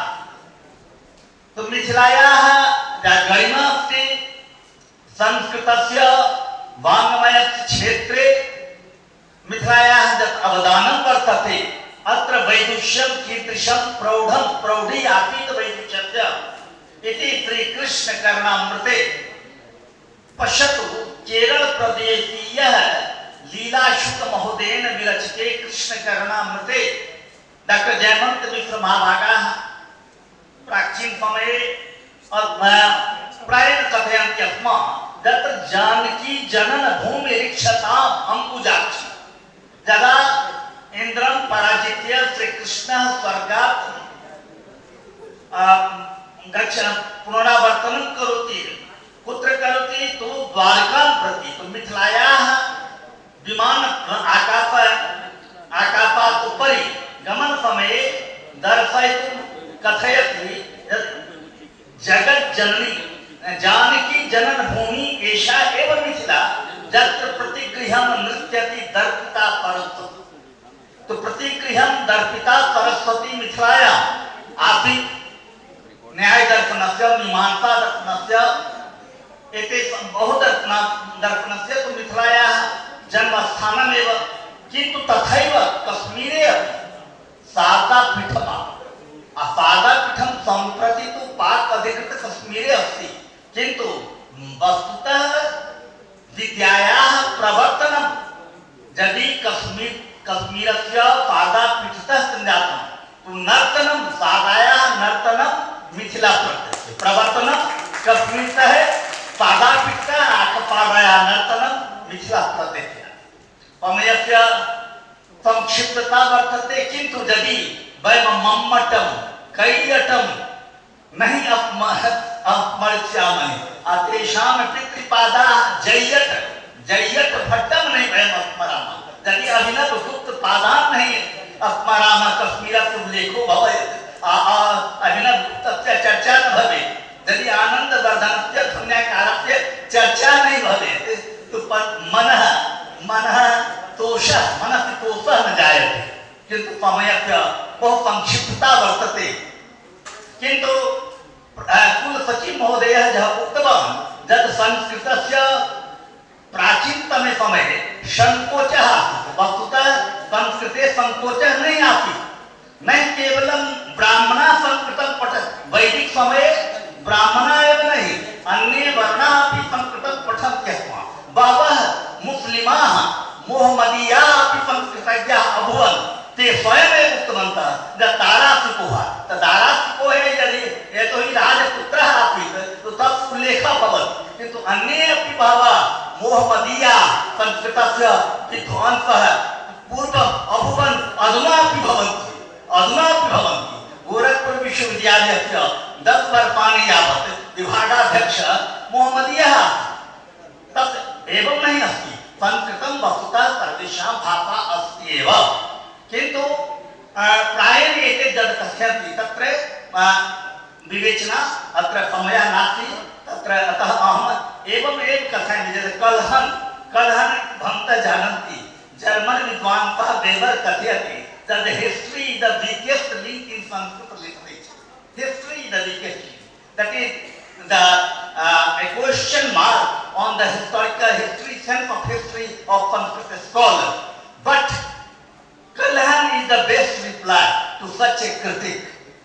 And Kalhan's attitude was perfectly in consonance with present concept of history. His Raj Tarangini, the waves of kings, and that deals with kings of Kashmir for 3,500 years. How many kings ruled Kashmir? That is a documentary, wonderful documentation of all the kings. Nilmat Puranam अपि तत्र अस्ति तो नीलमत पुराणस्य आधारे किन्तु यत् किमपि अभवत् तत्र कलहनस्य राजतरङ्गिणी प्रामाणिकम् ऐतिहासिक कृति वर्तते भवतु कलहनस्य एकं पद्यम् उक्त्वा अहं विरमामि कलहन पश्यतु ब्रिटिशिन् कलहन इत्यत्र सः कथयति लङ्कापतेः संकुचितं जसोजत् यत् कीर्तिपात्रं रघुराजपुत्रः सर्व एवादि कवे प्रभाव न कोपनीय कवयः शितीन्द्रे meaning thereby oh the king be aware be warned about the influence of a poet In today's term, they may be journalists, they may be author, writer, because what he says, that the influence of Ravana became crestfallen. He had to bite dust, and Rama attained all the glory. It was not the credit of Rama, it was not the vibe of Rama, it was the wonder of the writing of Valmiki. It was Valmiki who elevated Rama and who degraded Ravan to the dust. So be wherever and be respectful to the poet, to the writer, and lot of things are there. But let us learn a lot from the Kashmir and Michila. Wonderful similarities are there. You have no time to establish what are the similarities. Anyway, I am very happy. Vayam kathayamah putrat shishyat parajayam. Anyatra vijayam ichet putrat shishyat parajayam. Today, I feel that Jivananji, who is my, of course, disciple, now I feel what he has done is a glory for me as well. Thank you all. Namo Namah. Dhanyavad. धन्यवाद doctor Jaishankar Jha ji. आप तो व्याख्यान में सिद्धांत हैं और आपके सुनते सुनते कोई अघा भी नहीं पाते हैं, लेकिन समयाभाव कारणात् संक्षिप्ततां इति निवेदनं मया दत्तं। वस्तुतः समयस्य अभावः न भवति, कालो नित्यः परञ्च अस्माकम् अपेक्षया समयाभावः, यतोहि निर्धारणकालः एकवादनं यावत् भोजनचलकालः। अतः पुनः सम्मानितानाम् अतिथिनां अस्माकं निवेदनं यत् संक्षिप्त्यैव स्वव्याख्यानं प्रदाय अस्मान् अनुकरिष्यन्ति। अतः परम् अस्माकं मध्ये मानविकीसङ्घाय प्रमुखाः प्रोफेसर् रमणजी महाभागाः आग्रह्यन्ते, ते विनिपद्यन्ते यत् संक्षिप्त्यैव ते भाषणं प्रदाय अस्मान् अनुग्रहीतुं शक्यते। प्रोफेसर् रमणजी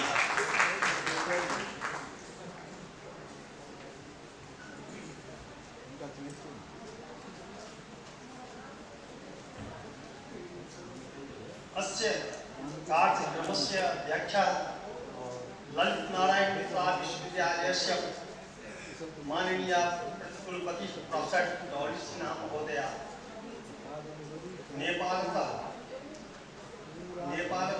त्रिभट विश्वविद्यालय प्रोफेसर गोविंद चौधरी महाभागः केंद्रीय संस्कृत विश्वविद्यालय से पूर्व कुलपति प्रोफेसर राधाकांत शर्मा, मंचस्थ संस्कृत, हिंदी, आंग्ल भाषा, मैथिली भाषा विद्वान यशस्वी प्रोफेसर जयशंकर झा, पूर्व विभागाध्यक्ष संस्कृत विश्वविद्यालय, वर्तमान विभागाध्यक्ष प्रोफेसर जीवानंद झा शर्मा, सभागारे उपस्थिता सर्वे विभागाध्यक्ष, संकायाध्यक्ष, पत्रकार बांधवः, विद्यार्थिनः, शोधार्थिनः,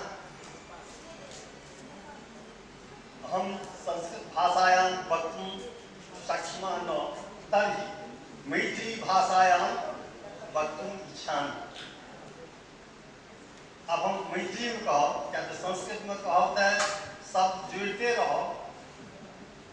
रसगुल्ला के बाद यदि ककरो भात आ पूरी के पुछाई क्या जाए केहन हास्यास्पद हेतै।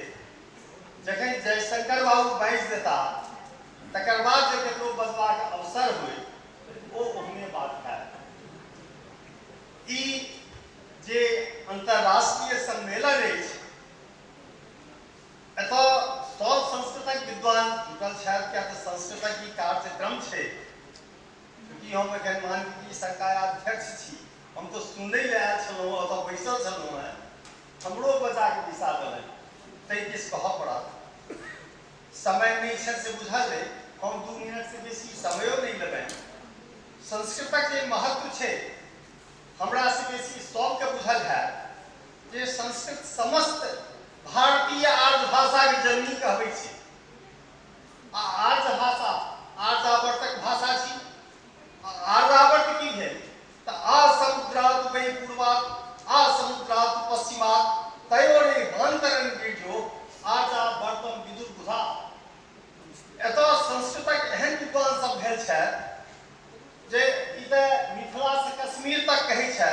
हम कहै छी समस्त भारतवर्ष जे अछि सब ठाम संस्कृत छै, लेकिन विद्वानक भाषा छै। सर्वसामान्य लोग से संस्कृत बजता से बहुत कठिन छै। मिथिला वो जगह छी जतऽ देश विदेशक लोग संस्कृत सीखे लगी छला है। कहै छलै धर्म से निर्णय योग्य मिथिलाया व्यवहार। एतऽ आबि के लोग सब सीखे छला। एतऽ एहन एहन पंडित छला है जे कहै छलिन है अमुष्याम सभायाम ममैखा प्रतिज्ञा भुजंग प्रयातम बिना निर्वाच्यम।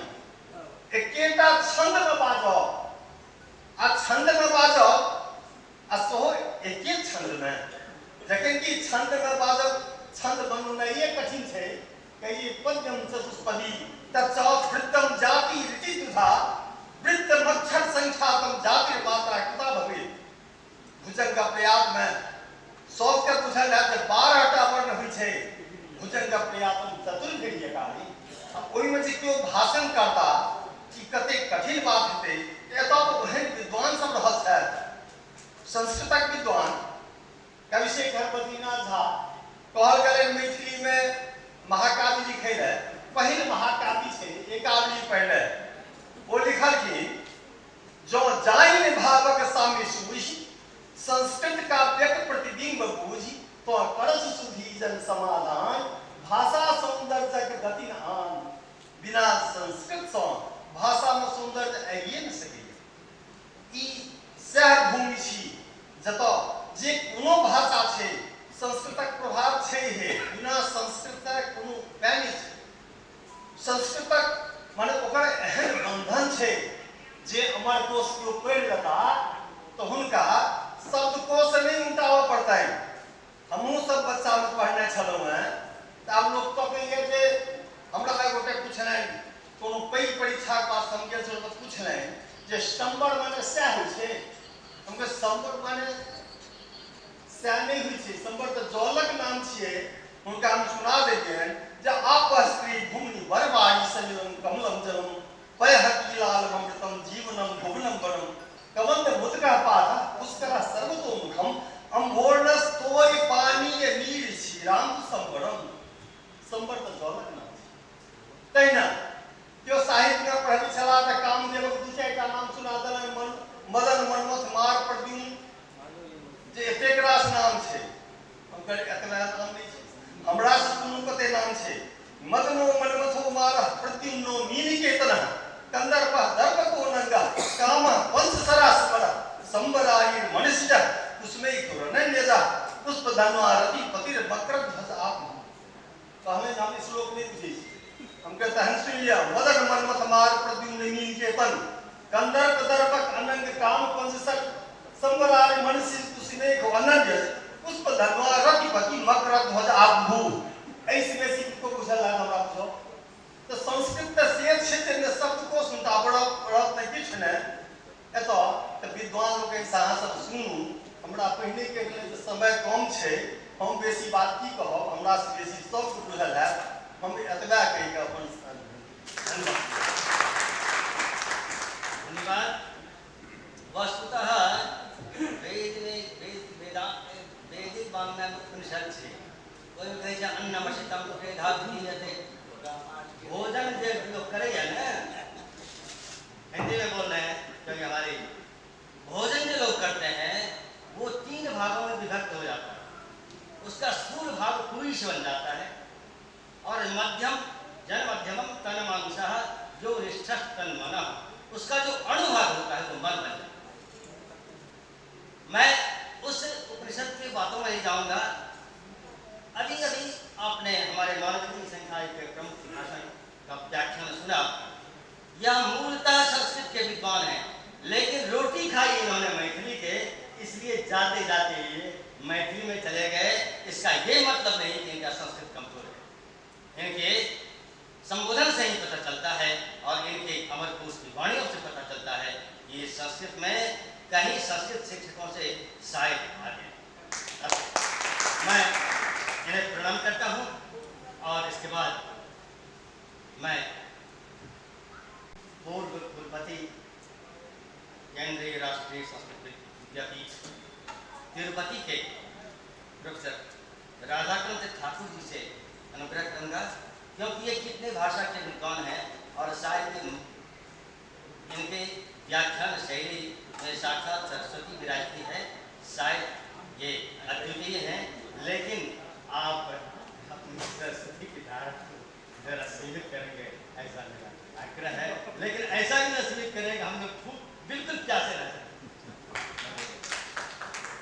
या देवी सर्वभूतेषु बुद्धिरूपेण संस्थिता नमस्तस्यै नमस्तस्यै नमस्तस्यै नमो नमः।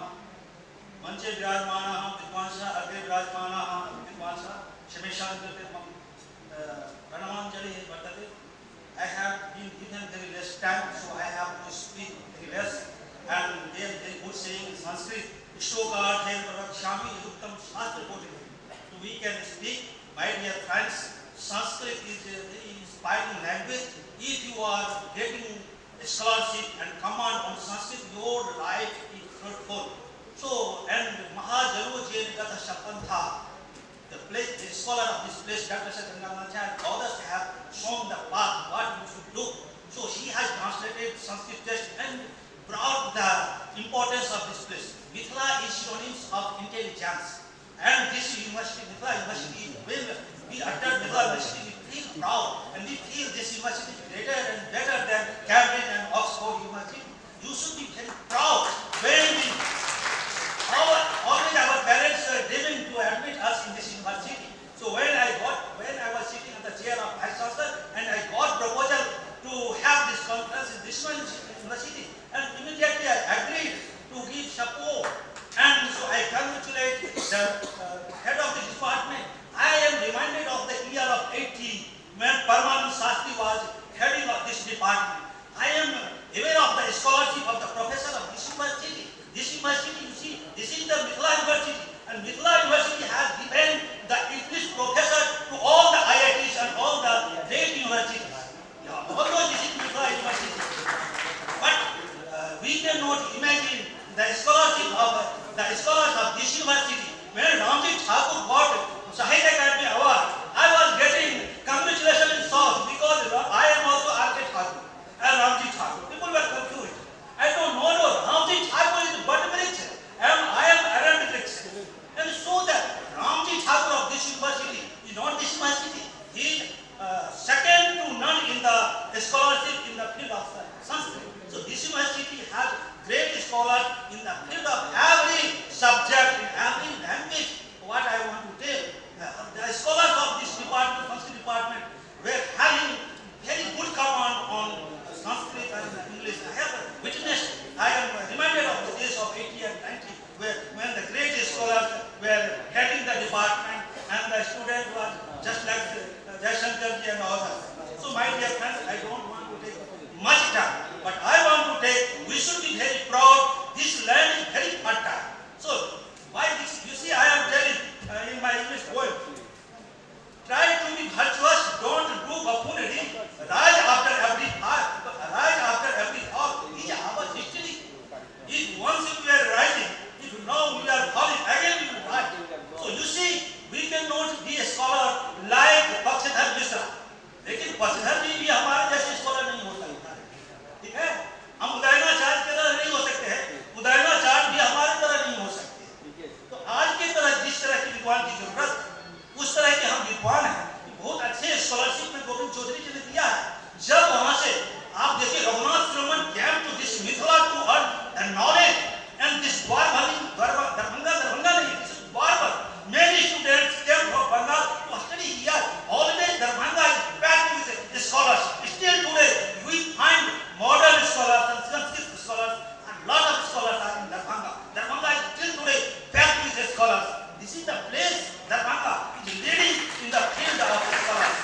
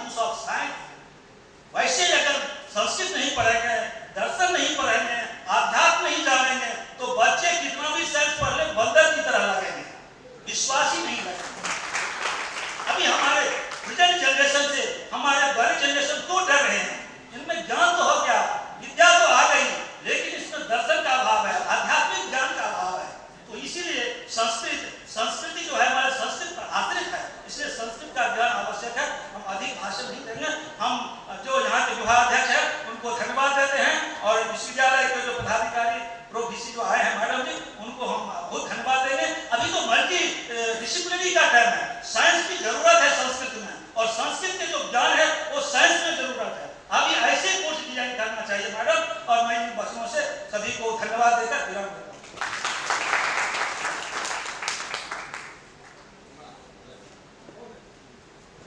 अभी हम सुन रहे थे केंद्रीय संस्कृत विश्वविद्यालय तिरुपति के पूर्व कुलपति, इसी 3 अगस्त को इनका टर्म पूरा हुआ। मैं एक के बीच में क्षमा मांगते हुए आ गया हूँ। प्रोफेसर ठाकुर जी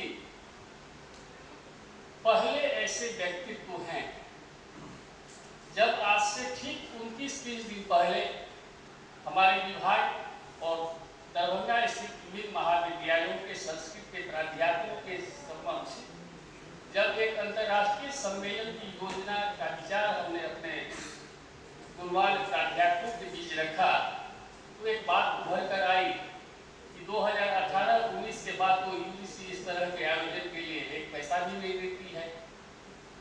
चौरसिया जी भी मीटिंग में थे, ममता स्नेही थे, जो भी थे संस्कृत के यहाँ सब के सब थे, और हमारे एक कर्मचारी भी वहाँ उपस्थित थे। उन्होंने कहा कि सर कैसे होगा? मैंने कहा हो जाएगा। सबसे पहले मैंने माननीय कुलपति प्रोफेसर राधाकांत ठाकुर जी के यहाँ प्रस्ताव किया कि श्रीमान संयुक्त तत्वावधान में सर्वप्रथम आपकी संस्था को हम जोड़ना चाहते हैं। इनकी जो सहर्ष स्वीकृति हमें मिली, मेरा उत्साह दुगुना नहीं, चौगुना नहीं, 10 गुना हो गया। उसके बाद पुनः अन्य संस्थाओं का जुड़ाव इस सम्मेलन के साथ हुआ। इसलिए श्रीमान व्यवधान करते हुए मैं बीच में आया हूँ। आपको उस महती जो कृपा आपने हमारे विभाग, हमारे ऊपर प्रदान की है, मैं मुख्यतया विशेषतया आपके प्रति उपकृत भाव प्रदर्शित करने के लिए यहाँ बीच में आया। पुनः आपका हार्दिक स्वागत।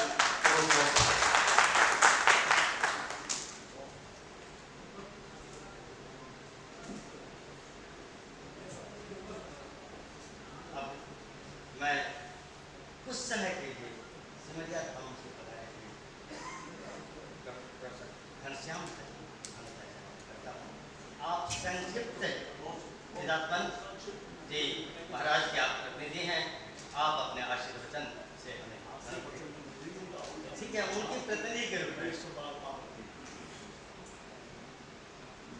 अश्वार्थं गाचन्या देवपरीशमपुत्रावन्दन्या धन्या शैलेन्द्रकर्ण्या नोणजर्णी विश्वमान्या वदान्या निशंकं शंकरांके तर्जुषा सुरवसंतुजन दक्षा दक्षा कक्षा बलिविलय करी शांकरी सुंदरो यशांके प्रभात भूदर्शता देवापका मस्तके भाले बालको करे चरणम यशोर्षि रागा स्वयं भूतभूषणा सर्वदा सर्वाधिप सर्वदा सर्वः सर्वगतः शिवः शशिनिभः श्री शंकर आत्मा।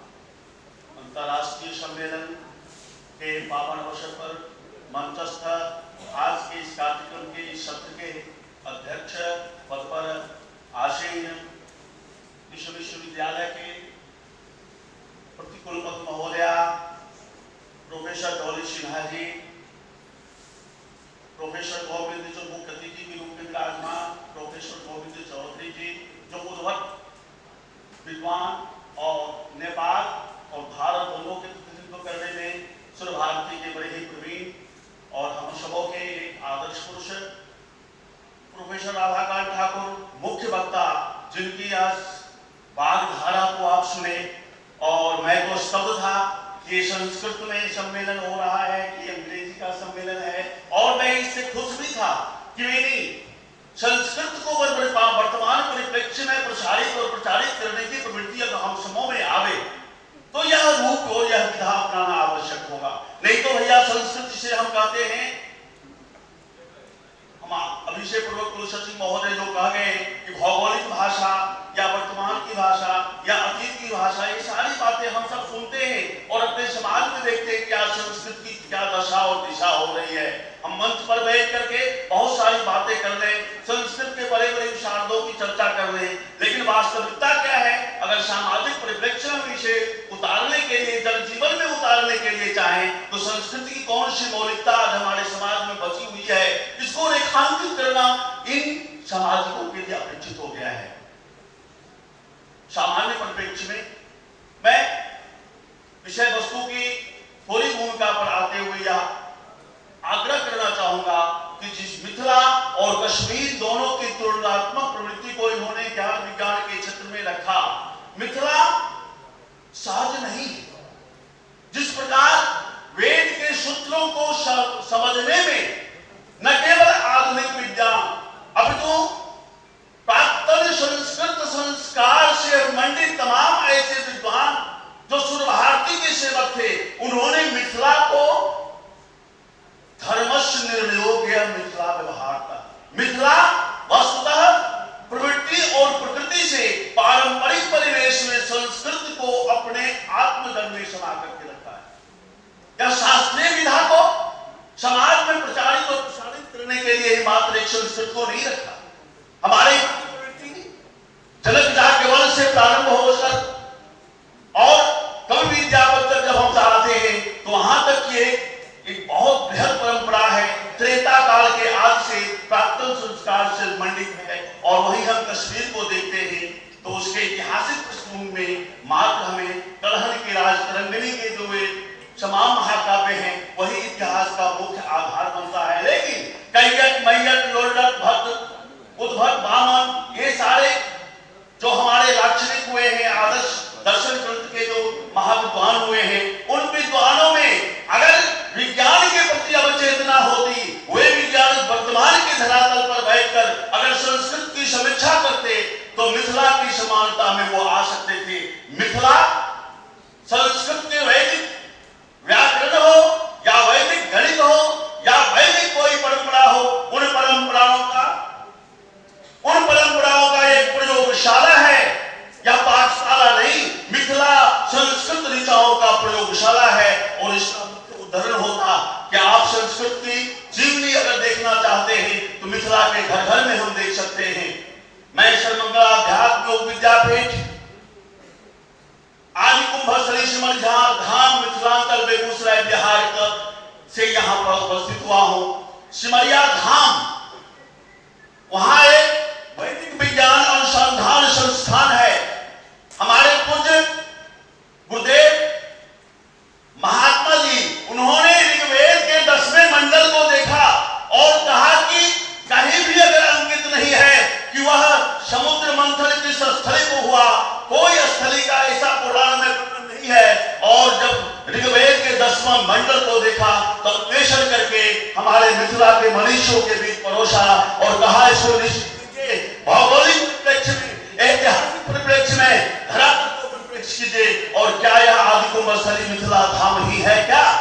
और ये हमारे तमाम मिथिला विद्वत वहां जाकर के उस विज्ञान को अनुसंधान करते हुए आदि कुंभस्थली सिमरिया धाम को घोषित किया और 2017 में वहां कुंभ लगा। इस तरह से अगर कोई समाज वेद की ऋचाओं को, ब्राह्मण की ऋचाओं को, उपनिषद की ऋचाओं को अगर व्याख्या करते हुए वर्तमान परिप्रेक्ष्य में अगर उसे ढालना प्रारंभ कर देता है, उसी स्थिति में आकर के हमारी संस्कृति बच सकती है, अन्यथा हमारी संस्कृति कुंठित रह जाएगी।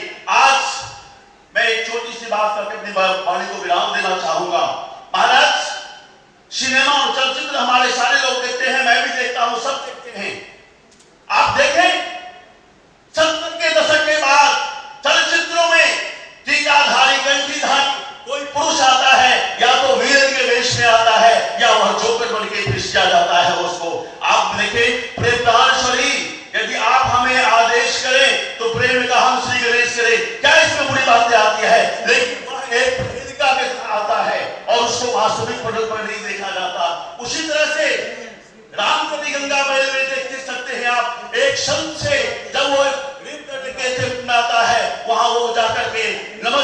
नमः शिवाय का जाप करता है। समाज में ये परोसने की विधा संस्कृत के प्रति, संस्कृत निष्ठाओं के प्रति, प्रकृति और पुरुष के प्रति जो प्रत्यय चल रहा है, उन प्रत्ययों के बीच हमें सोचना पड़ेगा। हम संस्कृत के उन भागों को देखना चाहेंगे जो भाग हमें सांस्कृतिक पृष्ठभूमि को रेखांकित तो करते हैं, लेकिन उसे धूलित करने की स्थिति में हम किस तरह से संस्कृत को वर्तमान समाज में परिवेशित और प्रतिष्ठित कर सके। महोदय, एक दो बातें करके मैं अपने वाणी को विराम करना चाहूंगा। उदयनाचार्य ने मिथिला की गरिमा है, वयमेव पद विद्याम तर्कमन्वित छुटिंबा इस पशुमिथेवा वर्तयामः सपंथा उदयति श्याम भानुमान शेरोवा नहीं तरणती के दिक्पराधीन वृत्ति। मिथिला का डिंग घोष है। मैं यहाँ से जो सूत्र का निर्माण करता हूँ, ज्ञान विज्ञान के क्षेत्र में मैं जिन सूत्रों को कहता हूँ, वही सूत्र संपूर्ण संसार का होता है। और जाने संसार की एक वैश्विक क्षितिज पर 3 संस्कृतियां आई, 3 संस्कृतियां आई। उन तीनों संस्कृतियों में आप देखें कि भारत की संस्कृति कभी भी नहीं हुई। संस्कृत की सुनामी संस्कृति आती है। पहली सुनामी आती है कार्ल मार्क्स की, दूसरी सुनामी आती है फ्राइड की, और तीसरी सुनामी आती है आइंस्टीन की। न कार्ल मार्क्स की सुनामी में हम लिखते, न फ्राइड की सुनामी में हम लिखते। आज हम आइंस्टीन की सुनामी से प्रभावित हो रहे हैं। घर में टीवी पड़ी हुआ है, हम एक दूसरे से बात नहीं कर सकते, एक दूसरे से संपर्क नहीं कर सकते। टीवी चल रही है, 10 आदमी एक साथ बैठे हैं, लेकिन टीवी पर हमारी दृष्टि जाती है। पारंपरिक अगर वातावरण के स्वरूप हम निर्धारित न कर पाते, ये आइंस्टीन की प्रवृत्ति आई हमारे जीवन में। वैदिक ऋचाओं को अन्वेषण करने की क्षमता नहीं रही, सुनने की क्षमता नहीं रही। बंधुओं, विश्व में वेद की निंदा इसलिए की गई कि वेद को धर्म ग्रंथ मान करके चला गया, लेकिन वेद धर्म ग्रंथ ही मात्र नहीं, वेद और विज्ञान दोनों साथ साथ चलने वाला है। मैं वेद को वैज्ञानिक धरातल पर धन्यवाद। विषय वस्तु का तो बहुत बड़ा व्यापक अर्थ है। यहाँ हमारे पंकज बाबू है, राजीवन बाबू है, डॉक्टर दया बाबू है और विजय बाबू है, सारे के सारे मूलधन्य विद्वान उपस्थित हैं। इन सबों के बीच तो ये मंथन अगर चलने लगे तो बहुत सारी बातें सामने आएगी। मैं इस बृहद व्याख्यान माला का स्वागत करते हुए और 2 शब्द में मैं जीवा बाबू को किस शब्द में क्या कहूं, अपने पास कोई शब्द नहीं आ रहा है। आपने जो यह कार्य किया है, आपने जो यह व्याख्यान अंतर्राष्ट्रीय सम्मेलन करवाया है, यह आपके जीवन पथ के स्वर्णिम रेखा होगी और इसके सहारे हम जीवन में चल सकेंगे, बढ़ सकेंगे। यह सम्मेलन न केवल संस्कृतज्ञों के लिए अपितु समाज और संस्कृति को अग्रिम चेतना के रूप में खड़ी होगी। और सम्मेलन आपके जीवन का तो एकांगी नहीं होगा, व्यस्ति नहीं होगा, समष्टि रूप से यह आशीर्वाद लेकर के प्रकृति हो जाएगी। हरिओम शांति शांति शांति। धन्यवाद प्रोफेसर घनश्याम मिश्र जी। समय बहुत कम है। वस्तुतः सूत्र में कहा जाए कि 1 होरा सभोत्तम, 1 घंटे की जो सभा होती है उत्तम, 2 घंटे की मध्यम, उससे ज्यादा की सभा के लिए कुछ कहा नहीं जा सकता। और हमारे संरक्षिका माननीय प्रतिकुलपति प्रोफेसर डॉली सिन्हा जी विद्यमान है, जो इस सभा की अध्यक्षता भी कर रहे हैं। मैं इनसे आग्रह करता हूँ कि आप पधारें और अध्यक्ष जी बोधन से इस सभा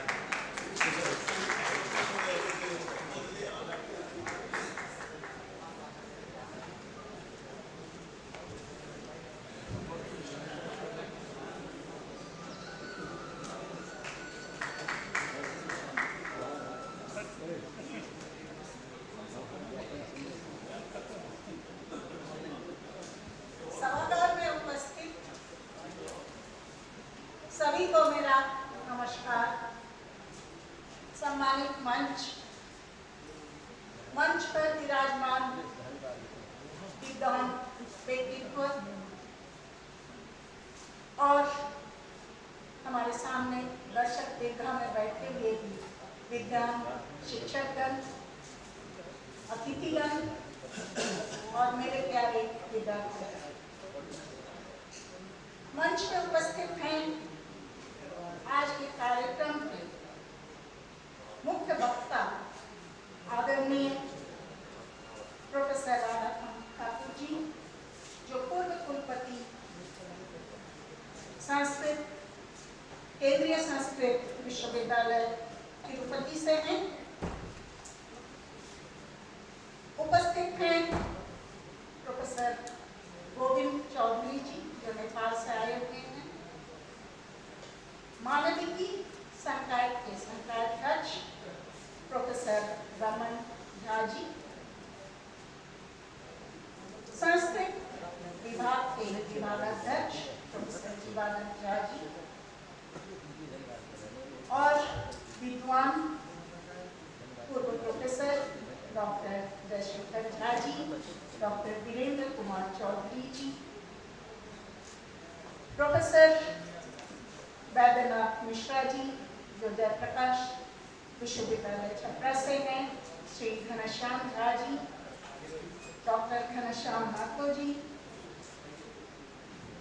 और सभी विद्वान को एक बार मैं फिर से प्रणाम करती हूँ, क्योंकि संस्कृत में आज का जो कार्यक्रम हो रहा है, सबसे पहले तो मैं क्षमा प्रार्थी हूँ कि मैं संस्कृत में नहीं बोल सकती हूँ, और शायद मैं इस सभा की अध्यक्षता करने की भी योग्यता नहीं रखती हूँ, क्योंकि मेरा विषय फिजिक्स या भौतिक विज्ञान है और संस्कृत का जो मेरा ज्ञान है बहुत सीमित है। तो लेकिन मुझे ये सौभाग्य आज दिया गया, और जिसके लिए मैं बहुत बहुत आभारी हूँ, आप सबों का बहुत बहुत आभारी हूँ। मैं तो यहाँ आई थी आप सबको सुनने के लिए और अपना ज्ञान को में थोड़ी वृद्धि करने के लिए, लेकिन मुझे भी कहने को बोला गया है, और अध्यक्षीय भाषण कहने की योग्यता मैं नहीं रखती हूँ, मैंने पहले ही कह दिया, क्योंकि यहाँ विषय के बहुत बड़े विद्वान लोग जो बोले, मैंने कुछ समझा, कुछ ग्रहण किया और कुछ नहीं भी समझा। ये स्वीकार करने में मुझे कोई कुंठा नहीं है, लेकिन जो कुछ मैंने समझा, मैं समझती हूँ कि इससे मैं एनरिच्ड हुई हूँ, शिक्षित हुई हूँ। तो सभी ने, आप सभी ने जो कहा, खासकर मुख्य वक्ता जो आपने कहा, हम समझते हैं कि हम सभी, खासकर हमारे छात्रगण, आप सबों के अभिभाषण से जो है काफी प्रशिक्षित हुए हैं, उनको लाभ मिलेगा इसका आने वाले दिन में। ये 2 दिवसीय कार्यक्रम है और इसका जो है ये प्रथम या इनॉग्रल सेशन है। सामान्यतः इनॉग्रल सेशन जो है वो छोटा रखा जाता है, कोशिश की जाती है कि 1 घंटे में वो समाप्त हो जाए, लेकिन ये काफी लंबा चला गया, जबकि हमारे 3 वक्ता इसमें बोलेंगे।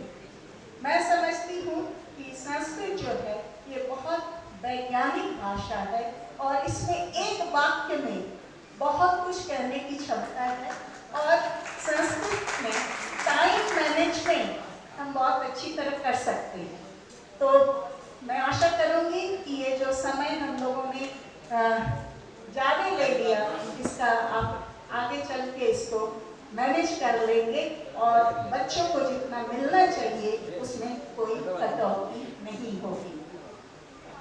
संस्कृत या मिथिलांचल, हम सभी जानते हैं कि संस्कृत या किसी भी ज्ञान के क्षेत्र में मिथिलांचल जो है वो आदिकाल से ही बहुत आगे रहा है।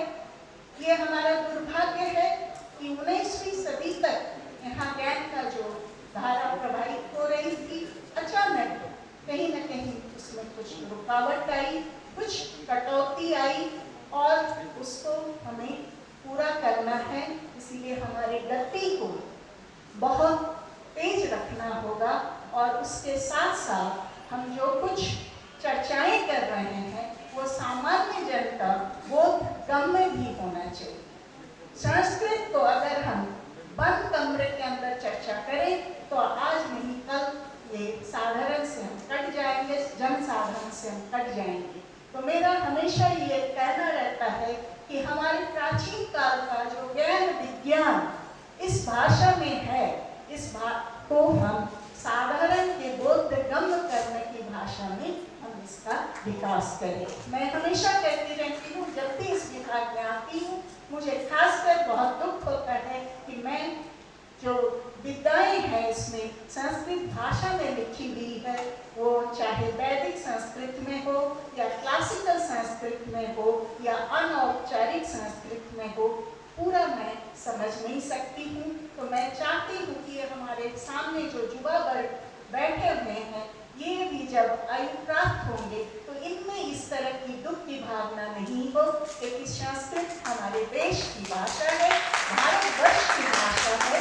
तो इसको जितने लोग जाने, जितने लोग समझ सके, उसी में हमारा लाभ होगा, देश का विकास होगा। इस संदर्भ में मैं राष्ट्रीय शिक्षा नीति, जो नई शिक्षा नीति आई है 2020 की भी उल्लेख करना चाहूँगी, और उसमें सभी क्लासिकल भाषाओं का संस्कृत के साथ साथ देश के अन्य क्लासिकल भाषाओं पर भी काफ़ी महत्व दिया गया है। और मैं समझती हूँ कि आने वाले जो हमारे विद्यार्थी जो नीचे क्लास से पढ़ेंगे नई शिक्षा नीति के तहत, वो जब युवा बनेंगे तो वो संस्कृत पढ़ सकेंगे और बोल भी सकेंगे। मुझे बहुत खुशी है कि हमारा स्नातकोत्तर संस्कृत विभाग जो विषय का चयन किया है, मैं उसके लिए हमारे विभागाध्यक्ष डॉक्टर जीवानंद झा जी और उनकी पूरी टीम को बहुत बहुत बधाई देती हूँ, अभिनंदन करती हूँ, क्योंकि ये हम सभी जानते हैं, साधारण लोग ये समझते हैं कि संस्कृत जो है वो पूजा पाठ की भाषा है। आज के ज़माने में लोग यही समझते हैं कि जब पूजा कराना हो तो पुरोहित महोदय को हम लोग बुलाते हैं और वो संस्कृत में कुछ बोलते हैं, ज़्यादा जनता उसको समझती नहीं है और हम समझते हैं कि संस्कृत जो है ये पूजा पाठ की भाषा है। लेकिन मैंने जो थोड़ा बहुत मेरी जानकारी है, मैं समझती हूँ पूजा पाठ वाली बात जो है, संस्कृत साहित्य इतना विशाल है और इतनी विद्याएं उसमें है, तो पूजा पाठ वाली शायद मात्र 5% ही होगा और उसके अलावा 90% से ज़्यादा जो है उसमें ज्ञान जो है अन्य विषयों पे लिखा गया है। और खासकर मैं चूंकि विज्ञान से जुड़ी हुई हूँ, तो विज्ञान के बारे में मैं कह सकती हूँ, मिथिलांचल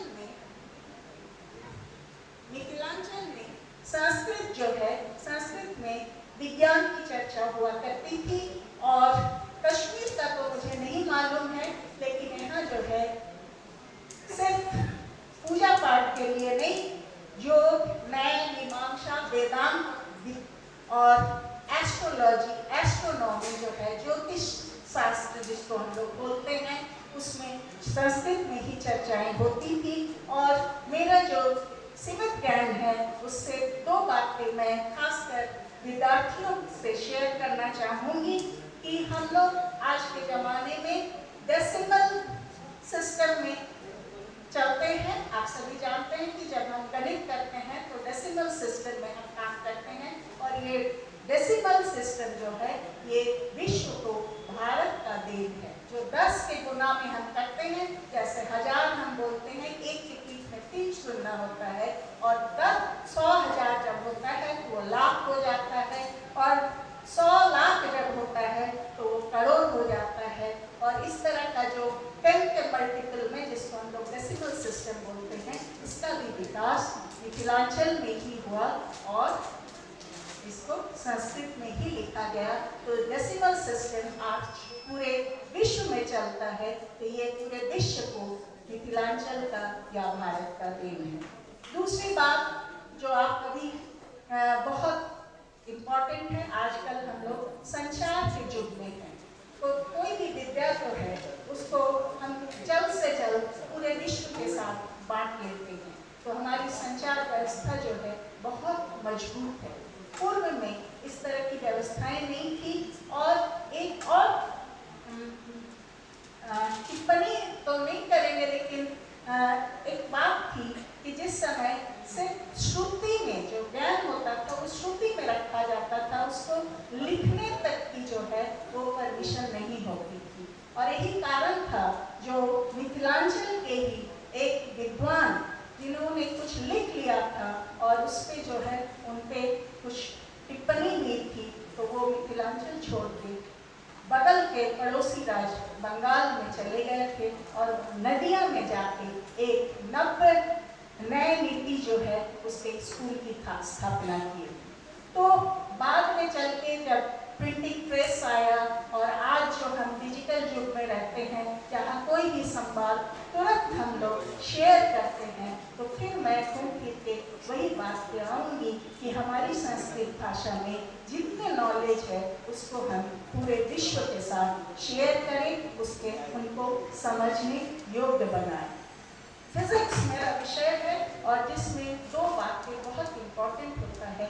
एक जो है वस्तु का जो है संरचना या परमाणु हम लोग बोलते हैं, परमाणु जो है सबसे छोटा कण है और उसके अंदर जो है जब हम जाते हैं तो वो प्रोटॉन, न्यूट्रॉन, इलेक्ट्रॉन आदि पाते हैं, वो उससे भी छोटा कण है।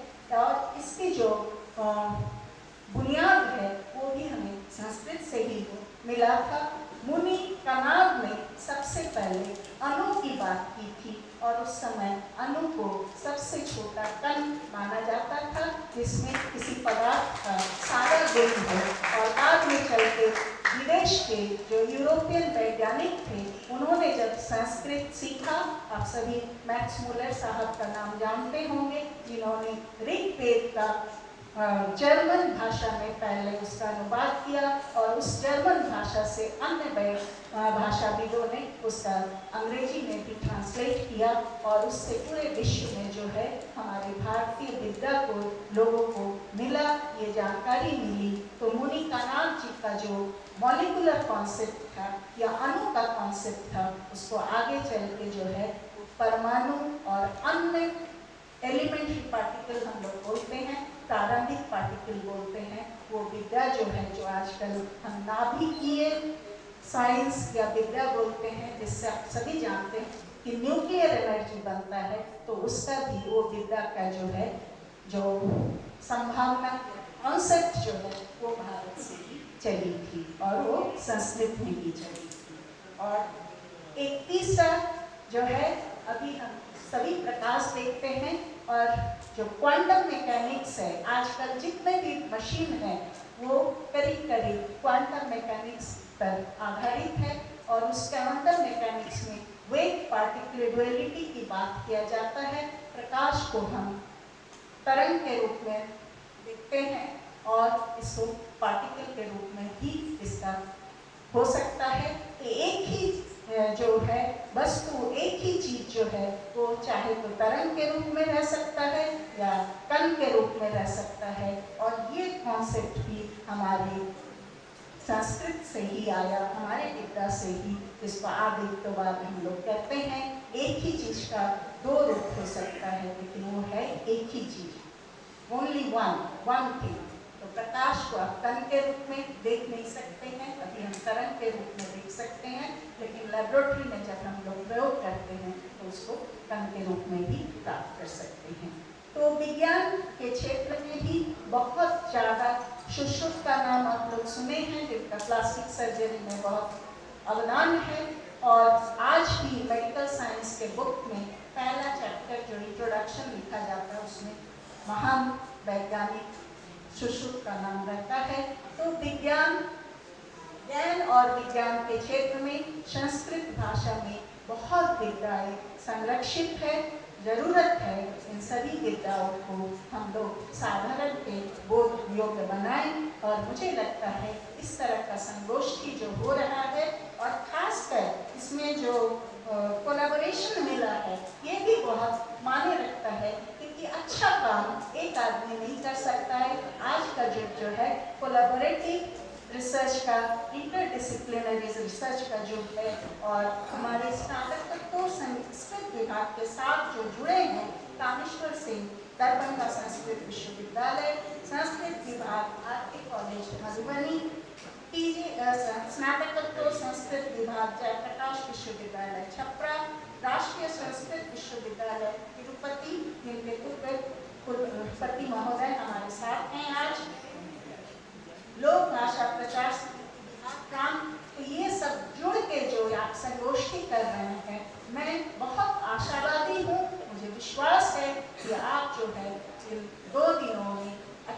चर्चाएं करेंगे और अंत तक इसका एक अच्छा जो है डॉक्यूमेंटेशन हमें प्राप्त होगा, क्योंकि आप जानते हैं जो श्रुति में अगर रहता है ज्ञान तो कुछ दिन बाद वो खो जाता है।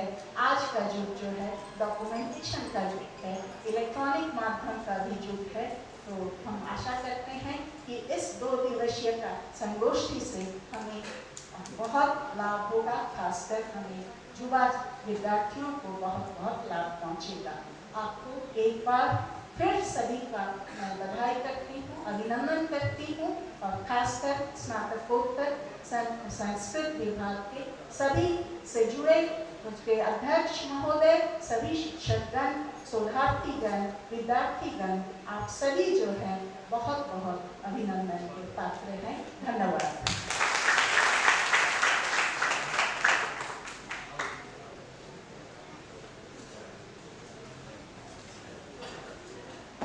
धन्यवाद देना तो बहुत छोटी बात हो जाएगी। मैं आभार व्यक्त करता हूँ अपने विभाग की ओर से, इस सम्मेलन की समिति की ओर से, हमारी संरक्षिका इस विश्वविद्यालय के विदुषी, प्रख्यात विदुषी प्रोफेसर डॉली सिन्हा जी का, जिन्होंने कम ही शब्दों में विज्ञान को संस्कृत से इस प्रकार जोड़ा कि हम लोग तो बीच में ही लटके रह गए। धन्यवाद करना हमारी परंपरा की अन्यतम शैली है, आवश्यक भी है, क्योंकि प्रायश्चित के धर्मशास्त्र में प्रायश्चित का विधान है, उसमें दिया गया है कि सभी का प्रायश्चित हो सकता है, लेकिन कृतज्ञता का प्रायश्चित नहीं हो सकता। कृतज्ञ नष्ट निष्कृति तो धन्यवाद भले एक शब्द में कहें या वाद विन्यास से कहें, यह तो नितांत आवश्यक है। मैं आयोजन सचिव युवक अतिथि शिक्षक डॉक्टर नारायण कुमार झा से आग्रह करता हूँ कि आप धन्यवाद को धन्यवाद ही रहने दें, इसे बहुवाद में लेकर चले जाएं। और मैं एक सूचना और दे दूं कि समूह के लिए भोजन तैयार है, आप लोग तैयार भोजन लेके ही यहाँ से जाएं।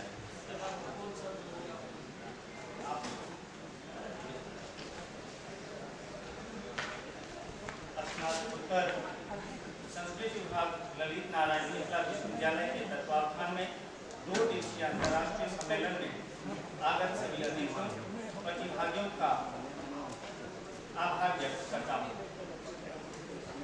सर्वप्रथम मैं आभार व्यक्त करता हूँ माननीय कुलपति प्रोफेसर डॉली सिन्हा का, जिन्होंने ना कहते हुए भी बहुत ही कम समय में ये जो सम्मेलन की जो हमारी ज्ञान के क्षेत्र में एवं कश्मीर का योगदान है उसको स्पष्ट कर दिया, ज्ञान को भी समझा दिया और विज्ञान को भी। मैं आभार व्यक्त करता हूँ डॉक्टर वीरेंद्र कुमार चौधरी प्रधानाचार्य जी का, जो इस मौके पर यहाँ आए। मैं आभार व्यक्त करता हूँ हमारे मुख्य अतिथि का, जो नेपाल से इतना दूर आए इस सम्मेलन में।